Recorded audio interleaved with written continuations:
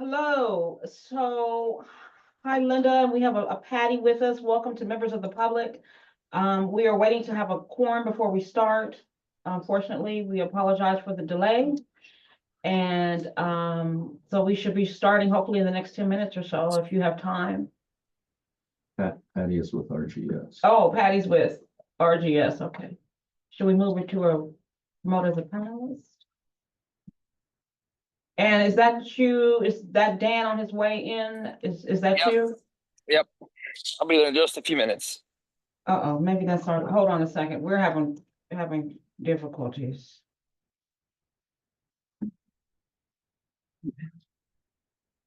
So, Is the presentation going to be numbered the same? I don't know who for that is. online as yours?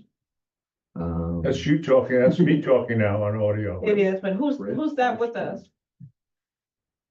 Nobody's with. It is someone that's using my name that's logged in, Oh. so it's gotta be, probably maybe it's that's Dan the on the way. page number. I don't know. But So, you can't yeah. talk, you can't get them to So talk. let me just, I'll tell you which. I'm not. Hello. I'll tell you which one's in North End. Okay, we're gonna.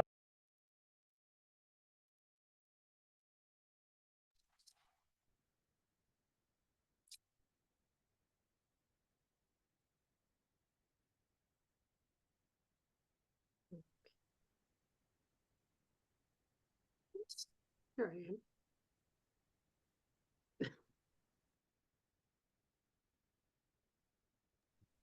Hello. Hi, Patty. We have the item on the agenda is a little bit further down, but welcome. Yeah, would you like me to log back in later?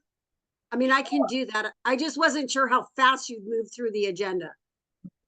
Okay, yeah, it may be a minute. Do you have a cell phone number we can text you on? Yes, that number is 916 Okay, 521 okay. 6643. 6643. Okay, we're back in business. Okay, thank you. Okay, I will drop out, and then as soon as I get your text, I will come back in. Thank you, Patty. Uh-huh.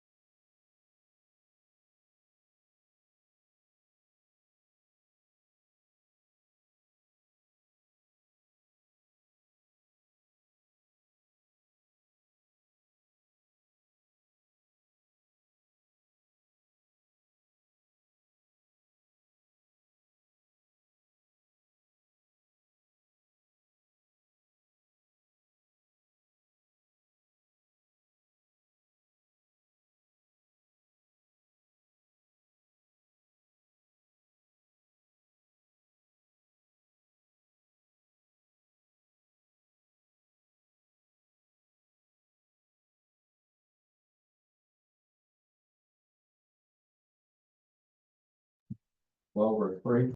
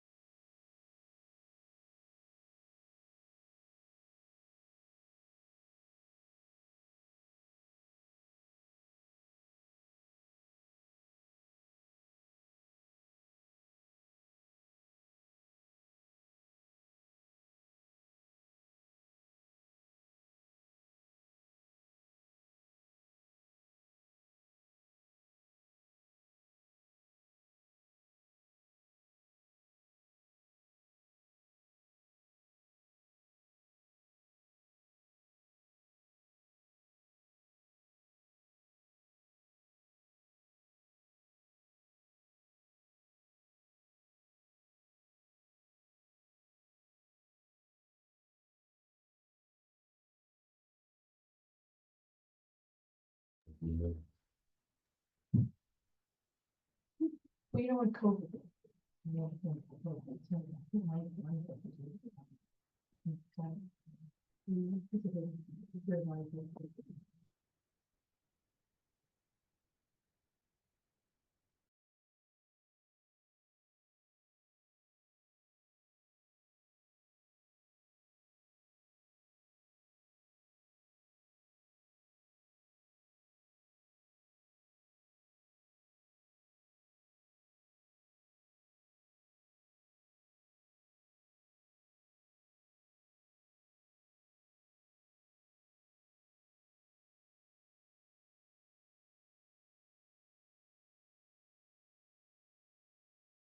Order. It's sorry. Okay, it is Tuesday, April 18th, 2025 at 15:16. I'm going to call to order the Desert Healthcare District Finance, Legal, Administrative, and Real Estate Committee meeting for the district.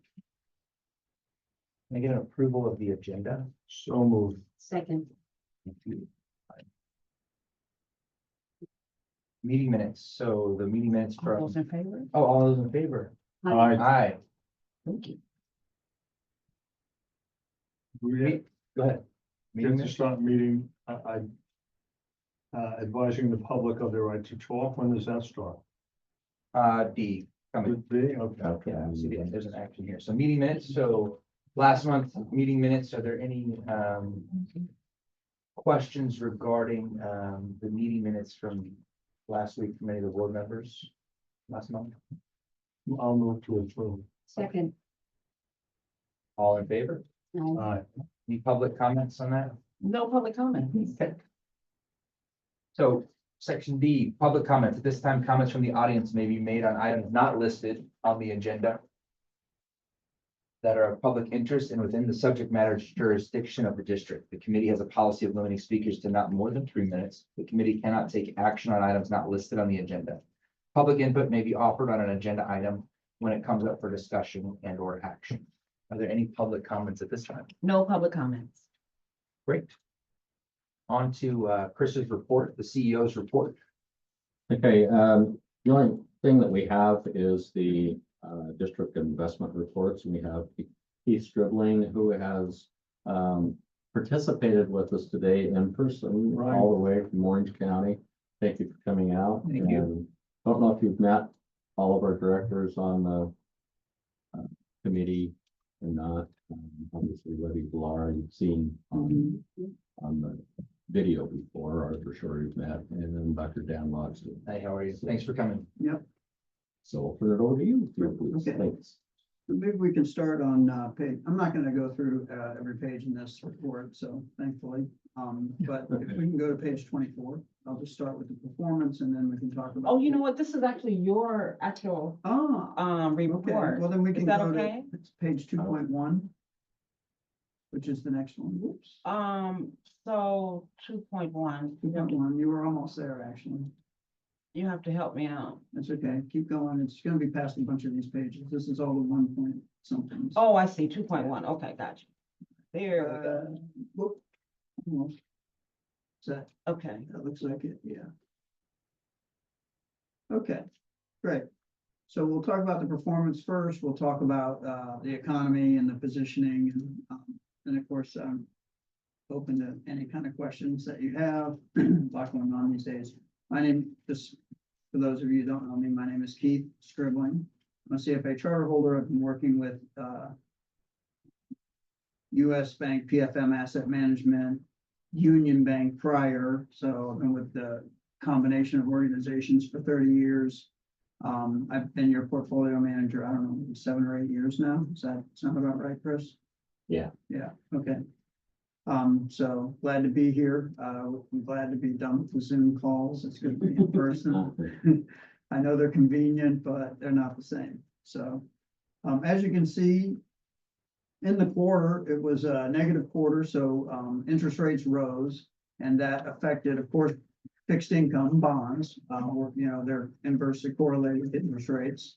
It also affects things like real estate and infrastructure, because those investments are interest rate sensitive. And then, of course, it affects international stocks, because when our interest rates are going up or higher than international interest rates, it attracts money to buy the dollar, and international returns are then translated back into dollars. So when you have a strong dollar, that weighs on international returns.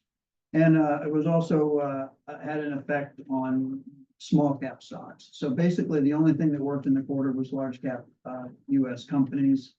Other than that, everything else is pretty much in the red. However, it was a good year, almost up 11% for the calendar year 2024. And as you can see, longer term, this portfolio has been compounding at between 6.7 and almost 7%, depending on what time period you want to pick. So it's been doing quite well. It's a balanced investment objective, which is a 60-40 mix of stocks and bonds. And that's basically where we are strategically. I know what happened through the end of the year is not reflective of what's happened this year so far, but I think I took a look at it actually, and I had the February return, so the portfolio was up 3% through February. And then I just basically took the account balance and kind of estimated the return since February, and the portfolio is down. It was down about 7.5%. As long as there's no cash flows that I don't know about, you know, no cash flow in or cash flow out. So it was year to date, maybe it's down about 5.5% so far, which, you know, like we're talking, there's a lot of stocks that are down 30-40%. So that's the value of diversification. You know, the fixed incomes hanging in there, interest rates actually haven't gone down as much as you would have thought, but you know, just kind of the diversification helps buffer the portfolio volatility. The biggest, I think, change in the portfolio, if you want to go one more page there, right there. Last year we added infrastructure funds. So those are basically infrastructure funds are things like utilities, power utilities, natural gas companies, you know, all the things that kind of run the economy. And the idea behind that is they're less correlated to large cap stocks. They're a bit of an inflation hedge because you know, people want to turn the lights on regardless if there's a, you know, if there's a recession or not. So they're recession hedge, their demand is more inelastic. Inflation hedge because they have pricing power, and they're kind of more immune to government spending whims because it's one bipartisan area that's supported on both sides of the aisle. So in general, they've done reasonably well for it. They do tend to be a little bit interest rate sensitive, but they've done pretty well. If we can go back to page 19, oh no, that's going to be page, I called it 19 because it was off of Riverside. Page 1 point.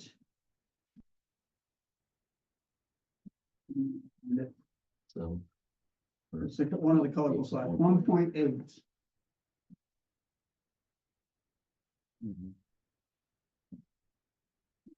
Here we can talk a little bit about the economy.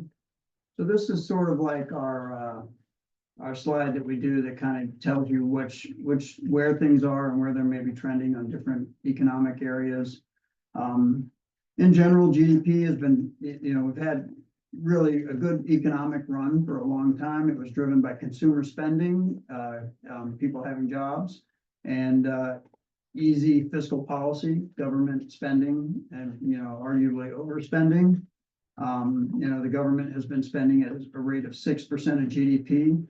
Just to give you an idea of how much spending that is the kind of spending you would typically see in a recessionary period when the government is trying to lift the economy out of recession, or in a wartime period. And I don't mean like we're supplying weapons to Ukraine. I mean like a wartime where we are in a war and supplying our own military. So obviously those conditions didn't exist, but the government was doing this anyway. And so that was pushing up GDP, maintaining employment, but it's also inflationary. And so that is, some of the good and the bad of aggressive fiscal spending. Is that a lot of the COVID spending that? Some of it's COVID spending, yeah, but it's also like the CHIPS Act and Inflation Reduction Act, which actually doesn't reduce inflation. It's just good marketing. All these different spending programs that were passed by the previous administration were good in nature, but it's like you can't just go out and just because a credit card company will give you a bigger limit on your spending card, you can't just go run it up to the top and then go get another one. It's I know, it's shocking, isn't it? What do you mean you can't? No, it's really good. Yeah. so it can be a problem eventually Yeah, if you eventually. do Gotta that. pay the bill. So monetary policy had been tight. We raised interest rates 525 basis points over the last 3 years, managed not to break the financial system while we did it, which was pretty good. But between the loose monetary policy and the loose fiscal policy, we ended up with like 8% inflation at one point, and the price of everything just got ridiculous. And the Fed realized they had to pull back, so they raised rates. Well, they finally started to see inflation coming down. So in September, October, November, December, the last 4 months of the year, they took 100 basis points out of the Fed funds rate. The idea was they felt like, okay, inflation's coming down, the economy's slowing down a little bit, and everything's kind of going in the right direction, and we'll be able to continue to lower rates next year. So the market was anticipating 4 or 5 rate cuts. Well, then we had an election. As we know, Trump won, and some people love him, some people hate him, whatever. I'm just gonna talk about economically. He ran on policies of lowering taxes, deregulation for businesses, immigration, mass deportations, whatever that means, and tariffs. And taxes and deregulation are clearly pro-growth. I mean, if they lower your taxes, you have more money to spend, you'll go out and spend it. That's just the way people are. Deregulation, if you are letting businesses not have to go through tons of red tape to build a new building or to expand a plant, that's pro-growth. Immigration, so mass deportations, if we were really going to round up every undocumented immigrant and send them back home in the country, we would have a problem, right? Somebody they're filling a lot of jobs in the home building industry and the farming industry and, all around us. And that would be inflationary. And so far that's not at all what's happening. It's basically just been looking for people with violent criminal history who are here and not supposed to be, and sending them back. So I think everybody would be in favor of that idea. Tariffs. So that was originally looked at as, well, this is going to be a negotiating tactic. And obviously it's come to the front and center as we've moved into the new year. And it has created some dislocation in the market. So when originally he talked about it, he said, the reason the stock market has gotten so volatile this year is because when he talked about it originally, he was talking about reciprocal tariffs. So you tariff me 20%, I'm going to tariff you half of that, 10%. But then when the numbers came out, they were much bigger than everybody expected, because what he really did was he was tariffing based on trade deficit. Well, a trade deficit is a much different thing than a tariff rate. And so that's why this has all caught people off guard. because now he's saying he wants to fix the trade deficit. So it's really hard to fix a trade deficit because a developing economy, a more poor nation, cannot import your higher cost goods. They can't do it. So the only way to do that is to lift them up economically to the point that they have enough money that they can now import. I don't think we're gonna make t-shirts and tennis shoes and sweaters in this country ever again. Really, what we are doing is we're gonna make semiconductors here. We're gonna make, high value added products. We're gonna upgrade our utilities. We're gonna, work on our infrastructure. We're gonna do that kind of stuff. So he has a economic advisor, Peter Navarro, is a China hawk, and so a lot of this is aimed at China based, after COVID, they basically were an unreliable partner in terms of the supply chain. They didn't want to send us masks, there was a lot, I think there's a lot of angst between the governments of our country and China. And so I'm not sure exactly what the end game is for this, but I'm sure, I don't know if you've seen this also, but Musk and Navarro are kind of arguing with each other at the moment. And of course, Musk has Trump's ear. And he, Musk is saying he's an idiot, and you shouldn't be listening to him. So I don't know where this is gonna go exactly, but the reality is if we come in every day and one day it's like I had a beautiful call with the Prime Minister of Japan and we're working out a deal. And the market gets excited about that. And then the next day he comes in and says, my friends in Europe just aren't talking to me. We may have to do more there. I mean, if it's gonna be, every day, every week, some kind of drama, then probably the market volatility is gonna persist until there's more clarity on what the end game is and how we're gonna move forward. So, I don't know what that means exactly. It could mean the worst is behind us. It could mean there's more to come. It's just impossible to know. But if eventually, if Navarro got ousted for some reason, I think the market would go up a lot. If he remains close to Trump, then there probably is still some more market volatility to be had. I will note too, surprisingly, the 10-year Treasury. So there are indications of potential recession that are brewing from this. If you look at certain areas of the market, like the small cap stocks down like 30% as an index, and it's a whole broader thing. That's usually an indication of a future recession. Credit spreads have not widened out, but what's interesting is they've widened out, but they haven't widened out to recessionary levels, I should say. But what's interesting is the 10-year Treasury really hasn't come down in yield. So usually when there's a recession, 10-year Treasury yield would be collapsing, and that would give the Fed more flexibility to lower rates. But the Fed's probably not going to lower rates until they have more clarity on whatever this is going to be. So because they have the mandate of inflation and of full employment, and so we'll have to see, our company's going to start laying people off. That would be a recessionary indicator, or our company's going to weather it and think that whatever is today could be called off tomorrow. So I'm not going to disrupt my 5-year plan for what could be a 2-month problem. So it's but I do think it's noteworthy that the 10-year Treasury has not come down yet. So that could be an indication of stagflation, higher prices from the tariffs, and slowing economy. And realistically, even though the stock market has kind of gone into supercharged volatility, it was coming down a bit anyway as we came into the year. You had the Chinese AI DeepSeek moment where they basically said they created a really good AI model with much less cost. And so you have all these companies like Microsoft, Amazon, Meta, they're all, and Google, all work, buying tons of NVIDIA chips to build out their AI models. And now there's some pullback on that. So there's a lot of things going on right now all at the same time. And so I think, the reality is we just have to kind of wait and see.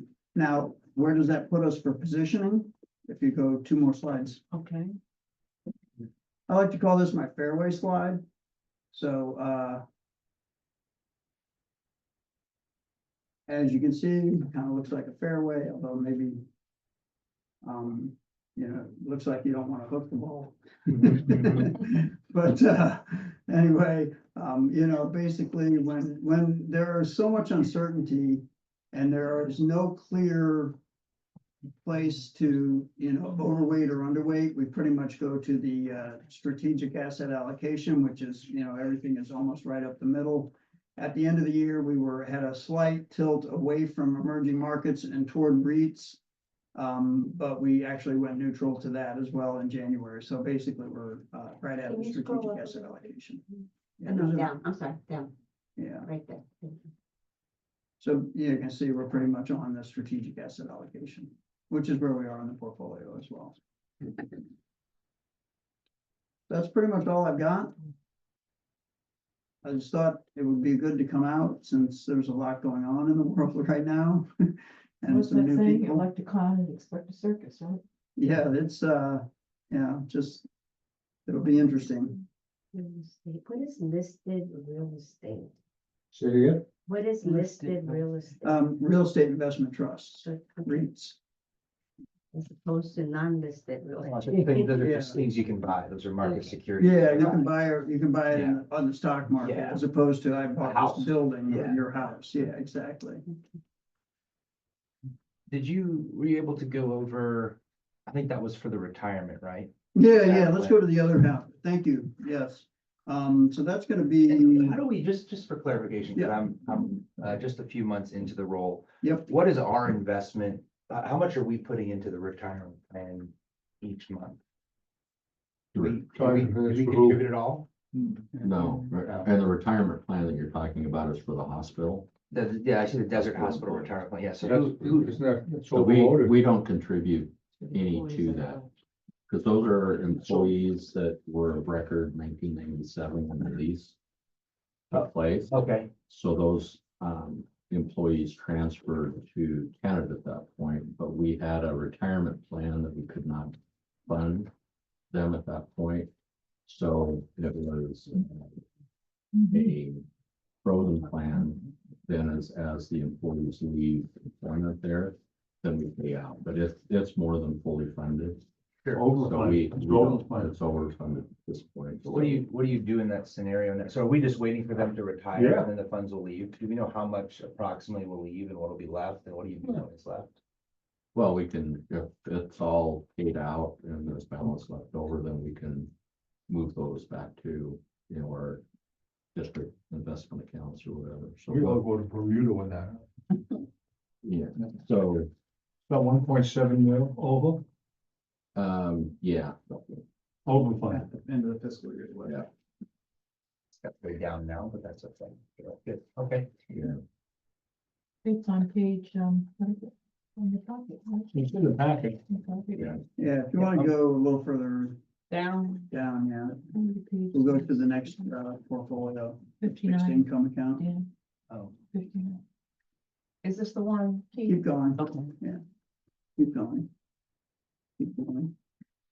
Keep going. Here we go. Oh, there we go. All right, there you go. So, just looking here, it's flat in the quarter. This is, about a $69 million all US Treasury fixed income account. Up 4.2% in 2024.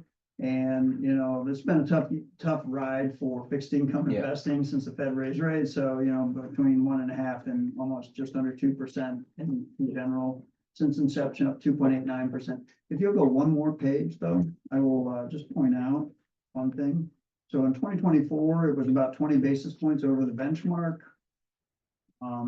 And the nice thing was, if you look at each calendar year, what you can see is when you go further back, it was modestly above the benchmark in times when the returns were positive, but even nicer is that we shortened duration, maybe 1 year early in 2020. But then you can see that 2021 and 2022, it was down less than the benchmark in the negative years, and then in 2023 and 2024, up more where we lengthened duration at that point. So we kind of shortened up duration, after the Fed crashed rates, and then started to lengthen duration again after rates got really low. When the tenant money starts to flow, what do you think that's gonna do to our allocation? So, Or how do you plan to anticipate the deployment of that money? so I'm not We- familiar we with haven't it really yet. got- We haven't even had that conversation yet. But I'm glad to No, talk about This is, that. it's a good point that we all need to probably discuss and get. well, I in. was looking at it from an investment Doesn't banking even point know of what view, we're not getting. I don't know what we're within the doing. parameters of our limitations. Okay, but I think we need to think in terms of the strategic plan. Okay. And, that's and fine. what we intend to as a district plan going forward for spending as well. Because, you know, we have those monies that will come in, but we also have to plan how they're gonna be utilized. And then how we manage the resources. in Fair perpetuity. enough. I withdraw my Fair, question. good question, but. It is Yeah. a great. And But I think we're all- I'm glad to sit in and talk with you about it whenever you want. Yeah, so in a nutshell, beginning 2027, there'll be $100 million payment, first payment on the new lease. And then over a first, so it's 30 years, It's a 30 years, so about 650 years. Rocking out. Fair amount of money. Well, hi, Paul. So you have to kind of think about what the goal of the money. The is. strategy changes a little Yeah, bit. exactly. The strategy changes a lot of it. Right, Yeah. It just depends on what your plans are for all that. exactly. Yeah, and then we can think about. And we're undergoing. What are the limitations on our investment strategy with that? I mean, And are that we- may be I another mean, are we issue. legally bound to invest these differently than they do for, say, a retirement account? I mean, they have to be in fixed income. I don't know what the laws are. Yeah, I mean, we're pretty well restricted to what we can do if we were to look at our current, what we call the reserve account. Sure. Was the facilities replacement fund. We are restricted because of the governmental part of it. Are there policies around that we could, I mean, this is probably a future conversation, but this is another piece that I haven't brought up yet that I'd like to know is what is governing that investment? Because we do have public employees that we invest in a retirement account, we have flexibility there. Right. These are public funds, but I know there's probably, I just don't know what the policy is or what the laws are.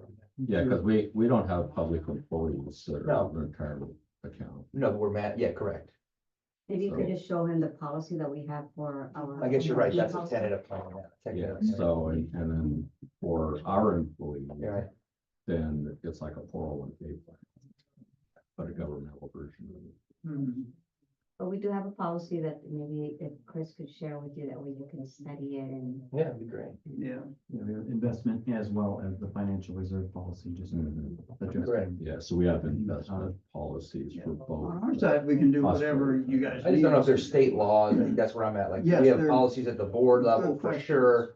Do we have state influence that's required or federal, I don't know. It's state guided. Yeah. For the Yeah, you district's monies. probably can't put it all in one stock and go for it. I was rolling on it, so we were gonna spin and see who. Yeah, it's gotta be very Put it conservative. in the Mag 7 and go. Good luck. So, but yeah, there's probably are certain guidelines you have to go by, but whatever it is, But obviously. we're more flexible with the employees' monies at the hospital, Yeah, that we can invest more flexibly. there. correct, the 1.7 versus the 100. Mhm. Okay. Are there, are you, I am done, yes. I'm glad to take any questions. it's good, yeah, are there any questions from the board? I think one of the board members asked his, and we've kind of put that off until we finish some strategic planning. Mhm. Letty, anything? Nope. No questions, okay. Any public comments on what was presented? No, I don't think so. Linda, did you have any questions? No, I'm good. Okay. Great, I don't think we have any actions to take on that item. If you have business cards you could leave or whatever, I don't have. okay, it'd be great to just have your contact. But, info at some yes, point. Chris knows how to do Yeah, it, and so does Eric. send you contact. information. Yeah, that would be really nice. Yeah. Okay, next, Thank you, Keith. Appreciate yeah, it. really appreciate You you can coming stay down. if you want. Yes, you can. You'll hear some stuff too. You'll hear kind of what we're grumbling a little bit about what's going on, if you're interested. I'll listen to it. Yeah, There's a lot of things happening that are interesting. yes. We'll move over to the CAO's report. Starting with Las Palmas Medical Plaza leasing update. I will start on page 34 of the packet. Just noting that, each March we do a common area maintenance reconciliation, to conduct what the final Las Palmas Medical Plaza expenses were for the calendar year, which are applied to the tenants. So we did our review of the 2024, the expenses that are charged to the tenants, the expenses such as the, property taxes, property maintenance, water, electrical, HVAC, security, property-wide expenses that are allocated to them. And for the 2024 calendar year, we did have total expenses of a little over 539,000, which equated to a value of 91 cents per square foot. What we do with the tenants, they were billed at a rate of 86 cents per square foot. So the excess of that will be invoiced to the tenants on a proportional basis based on the square footage that they have. The breakdown of the reconciliation, we do have noted on page 36, which is something that will be shared with the tenants. And what we're looking at doing is just maintaining that 86 cents CAM rate for the 2025 calendar year. When we're that close, we don't have much of a variance. We don't necessarily want to raise it just because historically last year we had everyone trying to minimize the effect on the tenants. Now, in a case with the reconciliation, if we were ever to come up short, then there would potentially be credits that would be issued back to the tenants. But generally, it's been smaller invoices to recover those costs. Still at 100% occupied. Annual rent right now estimated at 1.55 million. And no specific leasing activities right now. We will have a couple of renewals coming up in the near future, but right now, no indication that anybody's not interested in renewing for any of those that coming up. That's all I had on my CAO report. If there's any questions? Just a few questions around that. I know, looking at the CAM changes from 23 to 24, was there anything that specifically stood out to you while we estimated 86 cents and we're at 91 cents for the year? No, the end result from last year was also 91 cents. It was? Yeah. Okay, so we're still gonna kind of undercharge them and just kind of fill out the end. Okay. Yeah. That seems a little high from what the market rate was, at least what I was finding in the market. When I did a little market research after we met, they look like they were between 83 and 85 cents. It's pretty standard. So I don't know if it's just the building we have or if there's. Yeah, It's not significantly higher, but it was a little higher than what I would say is a standard rate, when I went out and kind of got some market feedback, so. Yeah, we do the triple net. lease, yeah, and so we have our property taxes, which are a decent amount of property management, security expenses are probably the two largest expenses we have for the property. Excellent. I do have a question about this. So I just see that there was just two columns that we were a little bit lower than what we had anticipated. We did have landscaping expenses that did go up last year after, I guess we had not had an increase in landscaping for several years, and that's why you brought it to our attention last year. And so that was, it shows the same charges to the actual expense, so that budget must have been changed before. Yeah, that first line, the actual expense is what was from our QuickBooks. The CAM charges is what applied to them. So in some instances, not all the expenses that hit that line were applied to the CAM. So that very first expense, HVAC maintenance. So this 15.9 would include all of the repairs that we may have had to do on some of the units, but that isn't something that applies to the entire property. And so that's not passed along to tenants. In that case, it was only reported on maintenance. So with the landscaping expense, I would have to look back at what that was. We had a year or two where it was very minimal expense while we were doing the landscape project. And then once that posted, that's on our balance sheet, wouldn't be on the expenses there, but I'd have to look back. I don't know offhand what the variance was, but I think we only had one round of tree trimming, where oftentimes we'll have more than that. Yeah, I was a little bit surprised that the charges weren't higher, but Well, and also too, our, the professional fees expense, our maintenance contractor, they do a lot of the regular weekly maintenance, so like trimming, cleaning of the landscaping. So the landscaping expense is really more about if there's something like a specific replacement of some plant life, or more specifically for the tree trim. thank you. Any other questions from the board regarding this? No? Any questions from the public? I don't think so. No.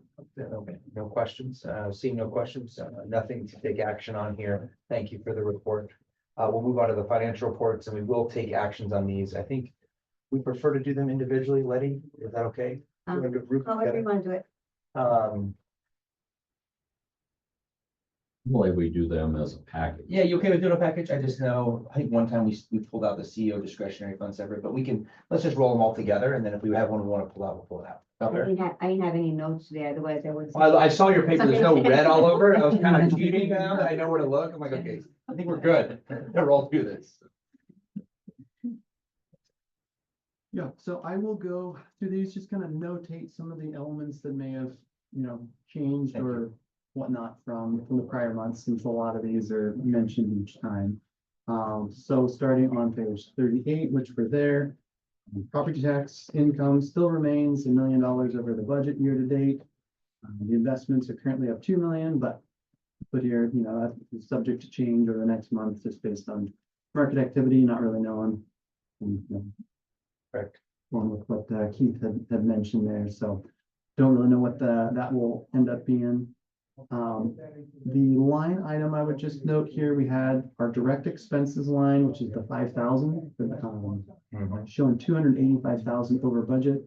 The primary driver of that was those election costs, which we mentioned Yes. the past period, which were close to 690,000 when it came down to all the different zones and the Measure A funding. So that put us up. We have savings in a lot of areas, but that put us up over for the year. I like that. And there's no estimate on those, right? We discussed it last time. There's no way to even guess what those are going to be, Yeah. right? They just kind of, I mean, before I've guessed and I've guessed high, which is good And sometimes, then- but yeah, I just know, I don't know how they even calculate it. yeah, I had no We discussed idea. that. And it could have been higher as well, in that one of the zones we didn't actually go to the ballot because there was only this. Right. Figure that could have. Thank you. You saved us money. Yeah. But in other situations, we've had it where there's more that were in that situation, so. Then just our LPMP expenses are also lower than budgeted, which is beneficial. We had budgeted some extra, just for the potential for flood related expenses. Sure. We are in the process of getting ready to submit for trying to find contractors to do a regrading of the Tachiva side landscaping. That's caused a little bit of the flood related expenses that we had. So we're not quite ready to solicit for that yet, but that is on the horizon. So that's where our budgeting had factored in that just because the year before we had a little bit more expenses related to Where flooding. does property insurance go? Is that in 6444? There's two different ones. The portion of the insurance that goes to the medical plaza will be in the 6445. The other one, the number of the file is escaping me. And did that go up? Insurance had a bigger jump last year. We'll have, Quite a bit. it was quite a bit last year, and it's got a smaller bump for this estimated, but we really won't know until we get closer. Let's see. Is that property insurance you're discussing? So the others in the 6,000. Yeah, so right, as an example, our total insurance premium just on the district was 130,000. 55 of that went to the district portion, about 75,000 went to the medical plaza. And the estimate I got for this upcoming year was about 138,000, so. Up a couple percent, but not too bad compared to what it could be. And can we just self-insure? Yeah, That's a potential, but there's always I that. mean, I'm all about risk reduction too, if it makes sense, but. Fire, what does it not cover? Probably fires, probably like. Right, and that's the hardest thing now is getting fire coverage. I don't know what the policy is, maybe it's grandfathered in, but. At least from the residential side, it's been very challenging. Yeah, and then with that, that's just our general property coverage, that we do have each of the tenants have their own respective suite coverage, which will also name us as an additional Yeah. insured. If no other questions on that, I didn't have a whole lot. That really sums up all the elements in income statement, balance sheets. I didn't really have anything else specific to note, but could answer any questions until almost the end of the packet when we were the RPP, which is actually on page 59.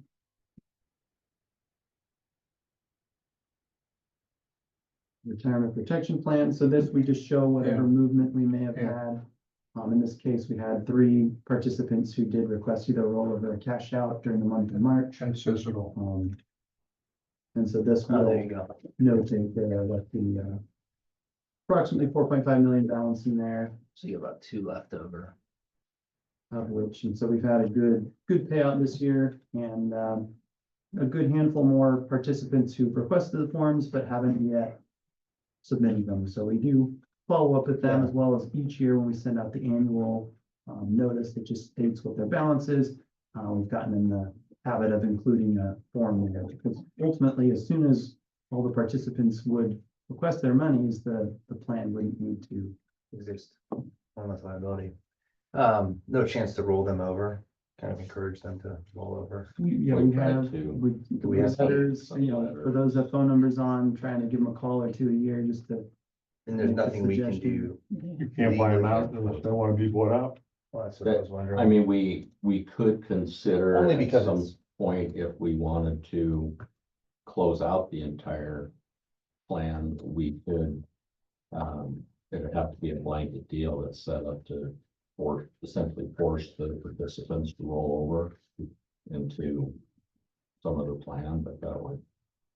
Just curious. I mean, it's not much to manage. It seems like we got pretty good management, but No, just one of the things that's kind of out there that we're not really focused on. We don't have. and we try to encourage because it doesn't get like it's on their desk, so just leaving that money sitting in our. Doesn't, They don't make money by the long-term growth of anything. it's very limited. I mean, they get what, like 1.5% or something like that.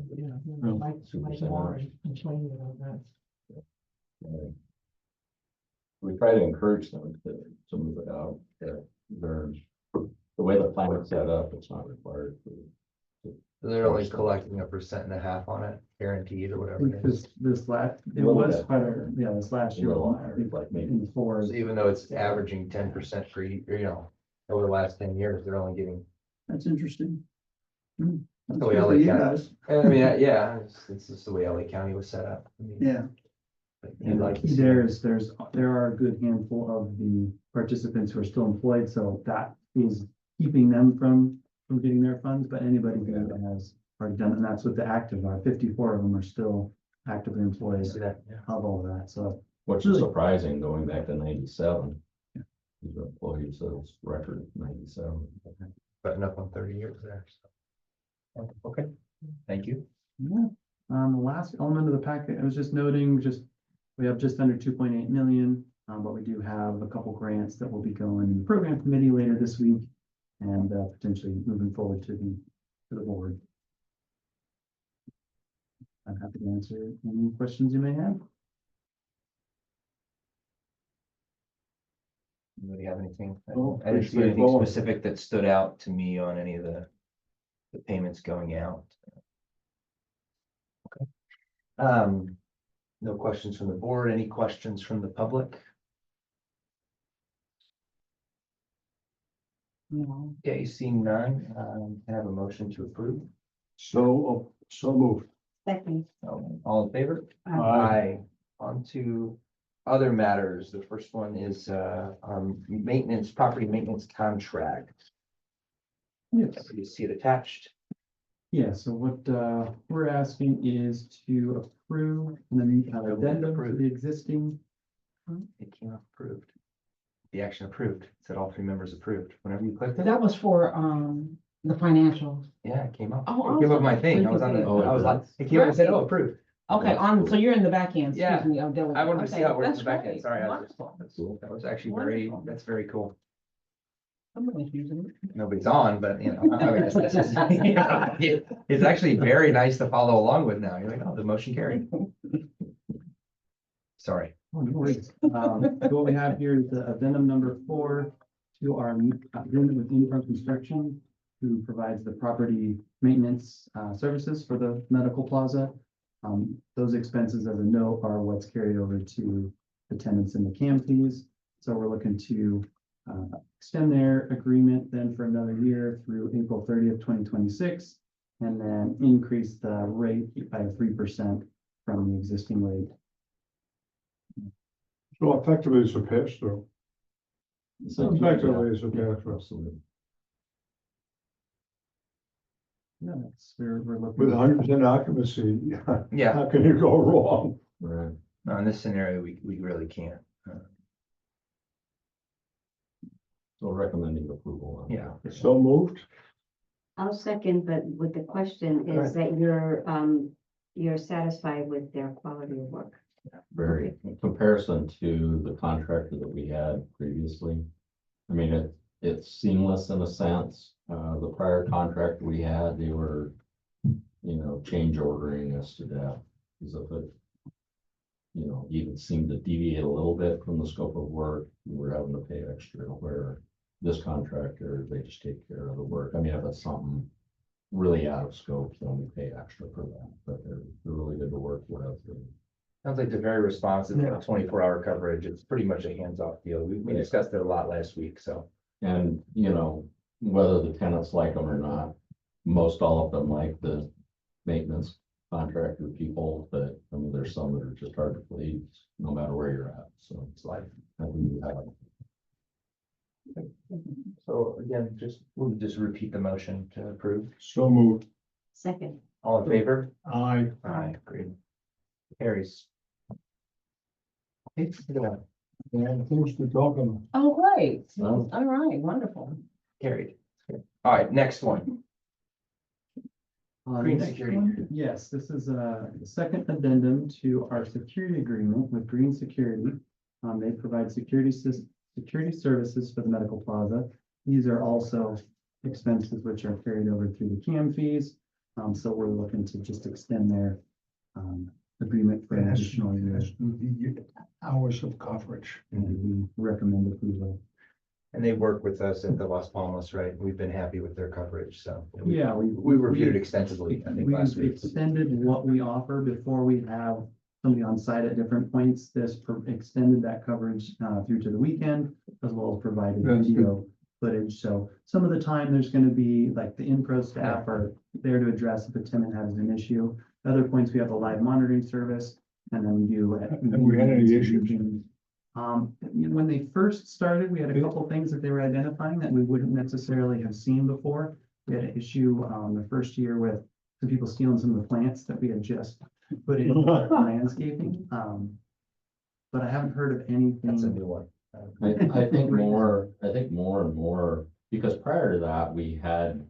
We had incident, We we had didn't, incidents. we didn't have full coverage. Right. 24/7, so we did have some issues that actually spurred this on. So with that extended coverage, we've had less and less issues. Like Eric said, early on, we had the plants I full. think it makes a lot of sense. Anything that we own as a public entity, just to have the 24/7 So coverage. it's increased the cost, and again, this is one of the items that's passed on through the CAM, Yeah. so it was kind of a,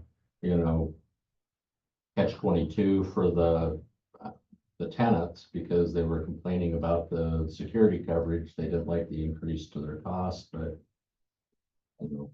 if they don't want the coverage, then It just they makes a lot of sense. wouldn't get the increased cost, so. Win-win, I think, when it's all said and done. And we're happy with the service. I think that's the bigger thing. And it's a hard thing out in the valley is be always satisfied with who's helping you. So. All right. Any questions from the board? Public? No public. Yeah, and you know, I sent her a text, but she's not here, so let's see, hopefully I have the right number. All right, take a motion to approve. So moved. Second, All in favor? I, Agreed. So on to number 3, is this Patty? Yeah, well, We can move on to 4 and state if she's, Yeah, that's fine. But if she you was- wanna do that. she was available and We can- I had to delay for being late, so We can set. we'll it up. just, She says she's on. Okay. There she is. Oh, I guess Linda left. Okay, let me promote you, Patty. There we go. Okay, so we'll set it up first and then, Patty Howard with RGS is available for any questions that the committee may have, but, Eric will set it up for us and. Yeah, so what we're bringing forth is addendum number 1 to our consulting services agreement with Regional Government Services, which we had recently had approved to assist us with the updating of our handbook and policies and also providing general HR consulting services as needed. And so we've spent some more time talking with them and expanded on classification and total compensation study. And so what we're looking to do here is amend that original agreement from 25,000 up to 60,000 to include this complete classification and compensation study, which we have not had done in many years. Yeah, so that's really what we're looking at. Include Is this a one-time charge? it's the estimate on what it will cost to do One time. the whole study. Yeah, Yeah, because yeah, this is the study that'll be a kind of a one-time One-time. deal that we won't need to do. Do it for a bunch of years down the road. Gotcha. Oh. That's right, but misunderstanding. Question, is there an alternative vendor? That you would A, exist, B, you would consider, or do they have? You know, Is we this- could go look at, I mean, part of why staff is recommending that RGS do this is because RGS was the firm that we Set it up had to originally? do the assessment and Okay, help set this up for us with the recommendations for the district to complete. So as far as continuity goes, we felt it was appropriate to utilize RGS. Now we can certainly. I'm not suggesting, it was just not a rhetorical question, it was just a definitional Correct. question. It can that be done? Sure. I It's think not it worth, makes it's not sense worth for the the effort, and you're district comfortable with this matter. to maintain the continuity Yeah. of the work that's Thank done you. there. I Thanks, think, Dr. if I may, I understand the reasoning but I do think that as, a public entity that we have a responsibility to be able to evaluate how it compares to others in terms of cost. So if we could get a cost estimate and we could share that in your report, that it's comparable. Because I do believe that if they're comparable, then this one definitely has an advantage, but we're guessing that they're comparable. So if you could just make, an assessment as this is moving forward, I think that could be done before the board meeting. Yeah. Even let's if see it's a little we bit can do less, that. If Yeah. it's a little bit more, then again, it does give some, but it just gives us a better idea, like Director Shores is sharing. And is and that- one of the things too that I think is important with this is that we would need to look apples to apples for an organization that works with public agencies, Again, which that's RGS fine, yeah. is. that's How's the, that? what you put in your different things that you're looking to make your recommendation. The other thing is I am curious about is, even though I'm in favor of doing this, but if you could, include some information about what is it that RGS is gonna be using to, do their comparison, that they're gonna be looking at, of course, special districts in the state, but just a description of what are the special districts? Is it a special district with 2 employees, or is it a special district with comparable, things like that, that could help us understand that they are looking at apples to apples and oranges to oranges. Patty, is that a question that you could answer for us that helps us understand how you go about your study, your assessment and comparison? What organizations do you look at? Do you look more in our local area? Do you look statewide, other Do districts, they et have a cetera? hospital? Do they not have a hospital? Yeah, because that's what I was just gonna say too, because I don't think you can look at all districts, because some districts operate hospitals, so they're staffed differently. I mean, the CEO of a hospital operator is probably a different job description and compensation than the CEO for a district that is strictly grant funding or community based. So Right. So, when I was asked to put the scope of work together, we did a very kind of the short form of that. So it doesn't give you a lot of detail of what each step is. And this is for a total classification study and compensation study. So for the compensation study, what we look at, there are 3 components to the study, the major components, one of being those comparable agencies. What agencies are we going to look at and survey for compensation data? And so some of the standard things we look at the services provided. So we do look at like agencies. And when we look at services provided, in the case of the healthcare district, yes, do they run a hospital or do they not? That is a major factor in perhaps, as you said, the size of the organization, the pay that is provided. We look at the cost of living of the agencies to make sure that we are comparing agencies that are have a similar cost of living. And we don't look at these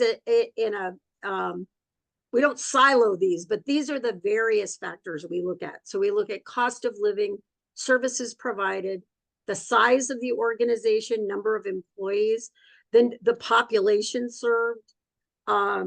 Let me see, I want to make sure the number of employees, what the budget is, their budget amount. And we also look at geography. How close are they? If part of what we look at when we're looking at compensation is, are you competitive with with those like agencies? And if you're losing staff to certain agencies, well, why is that? And we want to make sure that you're competitive in the market when you go to either recruit employees or retain your employees. So those are the factors we look at in the analysis we do. And then we provide you with recommended agencies. These are the ones that we would recommend. These are the ones we look at. We can cast the net as far as needed. If we look at, we can look at statewide. We did a compensation study for another healthcare district, and they were losing some of their general staff to other special districts in the area. So we looked at districts that were not healthcare districts. They were water districts, and the city that was closest, and the county. So we look at that recruitment and retention, those issues to determine, so that there's a mix of agencies. So that's kind of in a nutshell, that's what we look at. Can you describe the classification component of the study? Sure. Please. Yeah, absolutely. What we do is, normally the process is that we will provide, what I like to do is an orientation for your employees, because if you haven't done a classification study in a long time, or if some of your employees have never done it, it is a more detailed way of looking at their positions. So when we do an orientation, I walk through the process. I walk through kind of what they can expect, what the outcome of the the study may be and what we look at and what we don't look at in a classification study. And then part of what we do is in order to collect the data from the employees, we provide them with a questionnaire. And that questionnaire asks them about their job duties and responsibilities, the knowledges and skills that are required, the level of decision-making they have, their problem-solving skills, any kind of budgetary responsibility, the different contacts they have either within your agency or outside with either the public or other agencies. So we get a really good feel of what those jobs entail. We get that questionnaire, we interview staff to make sure we understand, we are HR people, we are not healthcare people. So we want to make sure we understand exactly what it is that they do. If job descriptions need to be updated, if they need to be, if titles maybe need to be changed, if terminology since the last time they were updated has changed, terminology, technology, we make sure that all of the job descriptions are up to date and reflect what your employees are doing. And we do that prior to the compensation study, because then when we go out to those other agencies that we're looking at, we take your job descriptions and say, okay, this is Desert Healthcare and this is a program assistant. These are the duties, responsibilities, knowledges and skills, minimum qualifications. What classification in all of these other agencies match this one? And what is the salary? And what are those benefits? So that we are matching apples to apples as best we can. I've done this for over 30 years, and I'll say I can almost say that I can say that almost never is there a 100% match between classifications in an agency, because agencies are like families, right? Yeah, people have strengths and weaknesses, and certain duties are assigned. But what we look for are those classes that match significantly in the core duties and responsibilities of those jobs. So once I got kind of on the compensation track, I apologize. So once we look at those classifications, we've updated those job descriptions, you've had a chance to review them, we'll provide you with a report that explains exactly what the process was, what we did, what our recommendations are, and discuss, present that to the board, any kind of stakeholders you may have.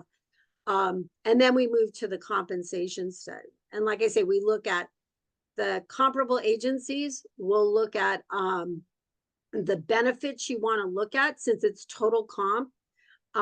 So it's salary and benefits. Usually we look at just in general, health benefits, retirement, could be leaves, might be contributions to deferred compensation plans or other monetary provisions that you have. If there are special licenses or certifications that you pay stipends for.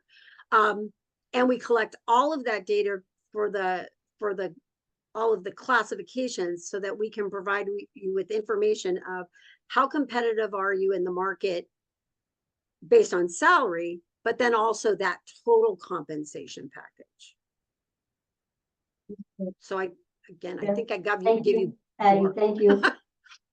Thank you. Go ahead. Yes, please. Okay, so I've had to do a couple of them in my governmental role, and also in my current role. And the reason why I always felt it necessary to do it was because of retention. If I had a big turnover, then I needed to know that I was paying comparable, and why, if that had an issue, or besides, performance, whatever. But thankfully the district has longevity. You have a very expert staff. So that's one thing that I think speaks well to the fact that we must be having good salaries and good benefits, and that you have good, good staying and that's a good Retention, reason. So, yeah. so that's one thing that I'm just, I know it's important to do it because you haven't ever done it under your time. But that's something to consider is that if you could look at retention as being one of the issues that you're looking at compared to other districts that, I'm glad that you're gonna be looking at the job descriptions. Because I am interested about the skill set as compared to other districts. What are the skill sets that we have? But I do think that, everything that you're saying, everything clicks. That you're an expert in doing this, but that is one thing that catches my attention is the fact that you do have good retention. So that must say something. Yeah. Positive About our current compensation plan. I think that's where I come to the point, like, is now the right time to do this? Are we having an issue that's driving us to do this? Is there a compensation thing we want to make sure that we address for all the employees? Like, are we not meeting a need somewhere there? I mean, I'm not against necessarily doing something like this for the informational purposes, but I think to Letty's point, I don't see why now is necessary if we're not having issues. Now, if you want to prevent issues in the future, that's a good arguable point. I think my other question comes along the lines of, there are a bunch of other healthcare districts out there. Is there something into the future where we begin to compare apples to apples among the group and other water districts? It sounds like this group's done larger studies looking at multiple different special districts. It may be beneficial to the group that you may be joining, Chris, which is kind of the presidents of all these special districts, to do that across them. Because that, like in physician world, we do our own compensation data. We submit our own data and then it goes across the nation that way. That way we collect it ourselves through our organization and then that's what we use to go negotiate. And I think in the future going forward, I mean, I would love to see a study from you, Patty, that you guys have done just to get an idea of what we can expect in return. I think you mentioned one that you did. It would be nice to look at that, but I think that's something to think about for the future. If we need to do this now, I think it makes sense, but in the future, how do we expand this just beyond our special districts? So we really get an idea of what's across the board. Yes, there's cost of living increases that we're gonna have to take depending on the area of California you live in, but those are pretty well known based on living in LA or San Diego or the desert. So I think that's a comment that I have on that, so. Go ahead. I think we looked at this issue having to do with upper management in the past. When, Chris, you'll be more familiar with this. When we were actually looking at what are other districts for leadership, for recruitment and for retention. I don't think it's ever been an issue that we've had in terms of all of the positions. So I agree with you is that the comparison, why now? I think everything else that Patty has stated before about looking at our processes, looking at our evaluation, Yep. looking at our job descriptions. Those are, I think, if you've never had that before, that might be all that we need at this point. I don't know. I just for Well, I consideration. had the similar lines of thinking. Obviously, if this is gonna help you lead better, I mean, this is really for you. I mean, for us, we're board members. We're not here every day. If it's what you guys need to lead the organization, then we need to give you the data. And this is probably the best way to get it for you. Because I think you're the one that's probably gonna use it more than any of us. Well, and we will. Now, to the point of, is there an existing problem or an existing internal issue Yeah. that drives this? I would say no. But, we're just trying to fulfill, the recommendations that came, from the assessment that was done by RGS. Mhm.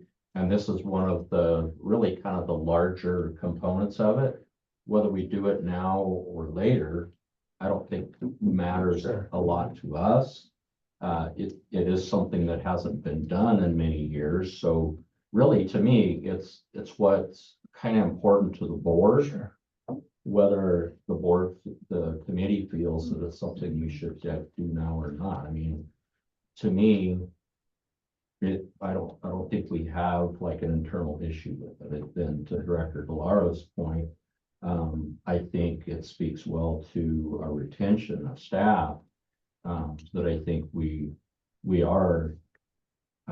do compensate well for staff, Yeah. and I think we have the longevity to kind of prove that. But I think it was looked at more from the standpoint of what the board felt was important for the organization. So we can do it now or table it, do it later. Now, I would suggest moving forward. I think I agree with that. I think we take it to the bigger board. I think you're gonna either do it now or you're gonna do it in a year or two from Exactly. now. And take the information, extrapolate it forward, keep retaining.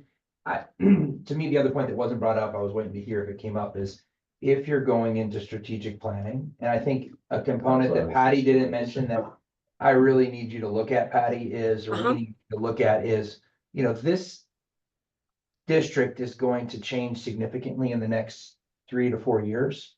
And part of what the compensation you're putting together in this package is going to be a recruitment tool for us. I think more than just looking at our current thing, looking at, again, the strategic plan. That's why I said, is there a reason to wait on this until we come up with a strategic plan? Like, hey, we're going to be going more, we're going to need people for this, this, and this. And do we want to include that in this compensation so we can use this as a recruitment tool going forward? That's how I viewed this. Yeah. And I wouldn't know how to counsel her just yet because we haven't met with strategic planning. And that's my only reason and hesitation that I would wait to approve it now, is because, and maybe we just say, yeah, we'll approve it, but I think having strategic planning, knowing where we're going in the next 3 to 4 years, she can add so much value to your ability to recruit new members that we know we're going to bring on. Well, that's a great point and a good question about timing, because for Patty's benefit, like you were mentioning, Director Lawson, is that we're going into a strategic planning process and fully expect that we will probably have some increase to our staffing.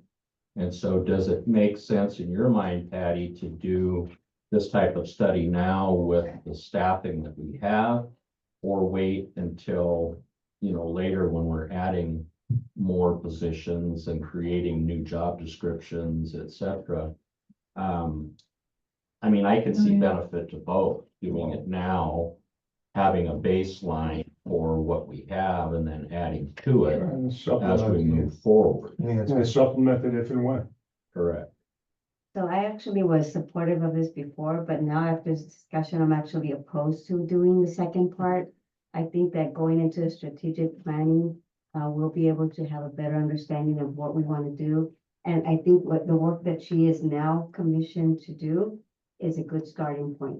And then being able to add to it at a later date for her to have a better understanding of all these things that need to be done, that the job descriptions, the assessments of the processes that are not there. But I think it's premature to do this when it hasn't been an issue. So I'm actually opposed to doing the amendment at this point.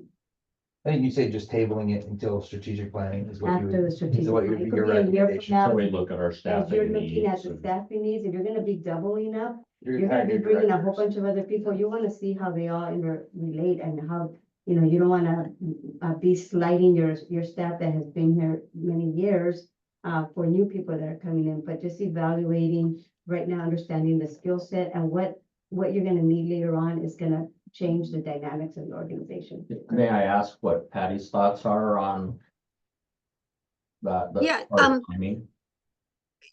certainly, I'm an advocate for for our work and that, but I think that doing the classification study now may not be a bad idea, and then supplement that with I guess what I'm looking at is if you looked at your classifications now and agreed on the format, the wording, the up-to-date technology, again, develop job descriptions that are branded for the agency, that are up to date, and then add those new ones as they come along. You have the kind of the skeleton, and then add the meat, add more to it later. You could do that piece now, do the classification piece. And again, it depends on how you feel, what the state of the classification plan is right now. And then you could add more classifications.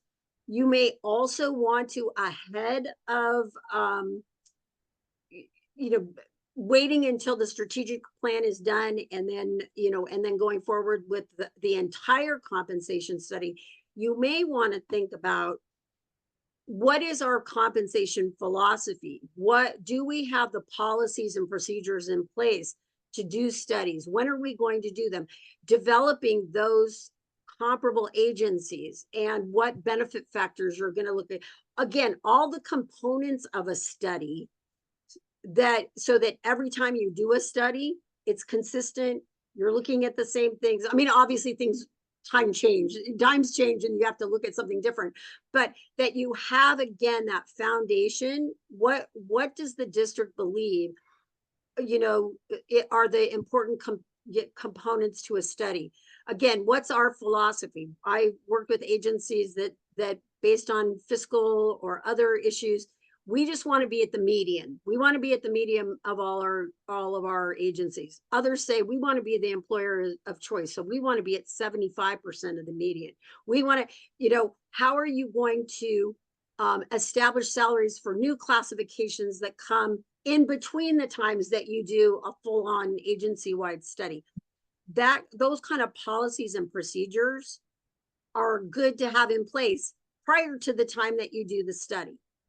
And that way, then the study and any subsequent study is consistent, hopefully without bias. It is, I'd like to say above reproach, because you have a system. This is a system. This is how we do it. So those kinds of things could be done at any time. But I do agree that if change is on the horizon and you don't have people knocking at your door wanting more money or benefits, it may be better to wait on the actual collecting of salary data. Perfect. That's helpful. Thank you. Thank you, Pat. Thank you. So we'll make them, I think we'll bring it up at the meeting and say what our recommendation is to maybe wait for strategic planning to do. Table it. Yeah. Okay. Any other comments? Public comments? Go ahead. But I would just say it is critical, and I would agree with Sherry, who is the advisor who put together the staffing assessment, to have a good, strong classification and compensation plan is critical to the running of your organization. Everything runs off your classification plan. Everything that has to do with people and services. So I got to put a plug in for that. So Thank you. That's very helpful. I really appreciate that. Public comments, No public comments. motion, There's no need to motion this table. Tabling. motion tabling. I think that's it. Okay. Patty, thank you so much. Thank you for the Appreciate time. your input. okay, I hope I was helpful. If Very there are any helpful. questions, please let me know. Thank We you. will. Thank you. Okay. Number 4 is the DeValver Group. It's our lobbying group. I think this is a consulting service agreement expansion. Yeah. Oh, it's okay. No, I don't. Andrea, do we need to vote on the tabling or just direction Just from the board? I direction. think is all we need there. Right, from the committee, yes, Yeah. director from the committee to Right. table it and obtain input from the board. Got it. Thank you. All right. So next item, thank you, Director Logston. I can put this in. So, DeValver Group, they're our lobbyist firm, and we had worked with them for a couple of years at about $9,500 a month, and that's the way we're understanding is that the lobbyist firm's bill is on a monthly fee. And so after last year, when the seismic legislations were completed, and it was kind of in conjunction with our lease negotiations with the hospital, we did request a reduction to $4,500 a month, which they have been working on since October, I believe it is. And so they have geared up quite a bit during this legislative session. We have had a lot of work going on regarding the freestanding emergency department, among other things that the district has asked and requested regarding researching and considering some change to AB 2019 and other legislative bills and such that are affecting healthcare districts in general. So there's been a request to increase their monthly fee from $4,500 to $7,500. and extend their current agreement period from the end of April to the end of the calendar year, December 31st, and requesting approval. Great. So, if I may. Then I'm looking to you first. So what is this based on? Is it based on how many hours they're in, is it an hourly rate, 2 people plus an assistant? What is it based on? Well, the feedback that I got. Can I answer Director this question? Logs Can I and answer that- this question? Because I did some feedback. You can answer, Go- but I also go went. for it, Go for it, please. So you're gonna ask, that's why I looked at you, I kind of chuckled, because I know exactly what questions you're gonna ask, because before the meeting, we had a pre-meeting. We had a pre-meeting so I could brace them both for how you were gonna ask. I put my lady hat on and asked questions. So that's not how lobbying typically works. So I actually have a very close relative who works in lobbying, and so I just went through the whole thing with him. This is not how you usually would do consulting agreements at all. And so they don't necessarily go off of hours, but they do go off of a few things. One is performance-based. So are we in the budget? Are we getting money from the state or whoever they're lobbying for? What is our presence in the state? And I know they've done some work on bills, but I can't answer that question yet because I don't have the information back. Like, if we've used them for the last 3 or 4 years, what contribution have they done for us at the state legislature? And so that involves, again, getting allocations in the budget, which I think we need to discuss with the legislative committee about how we do that. So if we're gonna build something, grow something, expand something, they need to be advocating for us. So that's one. So that's one way that you look at ROI on a lobbying group, is what are they returning back fiscally? The second thing you look at is, what is your involvement of the members of your group with the congressional members? Meaning, what should be occurring is that with our new legislative committee, Kimberly, whoever else is on that and wants to participate, along with that should be introductions at the state level at a regular meeting. Hey, I want to meet the head of the budget committee. That should be something they should be able to arrange. They should be able to get you in front of the legislatures you need to get in front of to talk about the district. Chris, you should be getting in front of them, talking about the good work we're doing here and what's expanding so that we become well known. So those are really the 2 things when you look at ROI on a lobbying group, which is different, that they should be returning to us. Not so much hours done as it is what deliverables have come back to us. And again, I couldn't answer that based on what I know about this group. But the feedback we've gotten so far has been positive about this group, but I think I would go to them and say, with our legislative committee, these are the things we're expecting out of our lobbying group. What kind of things are coming up in the budget that we want to participate in financially? And which people does Kimberly and the rest of our legislative group, yourself included, whoever wants to go, meet and have meetings with? That should be very much in their repertoire of what they do deliver to us. So I did some homework because I didn't know. I don't know if you have anything else to add to that. No, and I mean, and to that point, they are on a different type of billing process, so it's not based on hour. I mean, if they're stopping during legislative sessions and tracking every hour that they're doing, you know. I knew that was not a. But they're paying for the connections and the deliverables. But I needed to know, what do they base it on? And I like the idea of having deliverables. Because just increasing the dollar amount, we need to have some justification. I said the exact same thing. So I went and just said, we don't have enough information, but we need to request that from them over the last lifetime of our contract. What deliverables have they brought back to us? And again, if it's approving of these bills and they've worked on this, those are big deliverables. But I think. Well, and I mean, and if I go back to when we were doing the 9,500 a month, which personally, I thought that was astronomical, because they were working on the seismic bills, which were important to our district as well as every other healthcare district in the California Association of Healthcare Districts. So that was broad-based for all districts. We benefited from that kind of indirectly, in my opinion, because you know, when it came down to the final bills, and then Hannah, we did the agreement with them to take care of the seismic at the hospital. We're off the hook for that. So at that point, then, did it benefit us? I don't see the benefit from that, even though they did all the work along the way. Because we're not even going to see that until the end of whether the bill passes or if there's a transaction with tenant on the hospital, 'cause to me, Yeah. now that that's a said and done deal, that was a bunch of wasted money, in my opinion. Yeah. For us. Now, other healthcare districts still have to deal with that for their hospitals. It's gonna benefit them. So I think we're looking at it as a whole, what benefits the healthcare districts in general as well with these bills. Well, Now they're working on this freestanding emergency department. Well, which- again, that's something, but That's then we gonna should be be able to state get in a line. budget line item. We want money. Where we're gonna add, we're gonna be taking care of people here, so you should have a budget line item that goes to cover freestanding ER, whatever, you know, and this is where.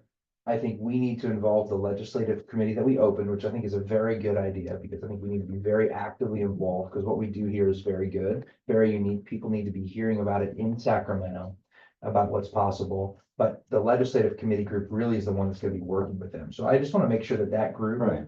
You know, I'm not gonna directly be involved with them, but Kimberly and that group is going to be. So I just wanna make sure they like this group.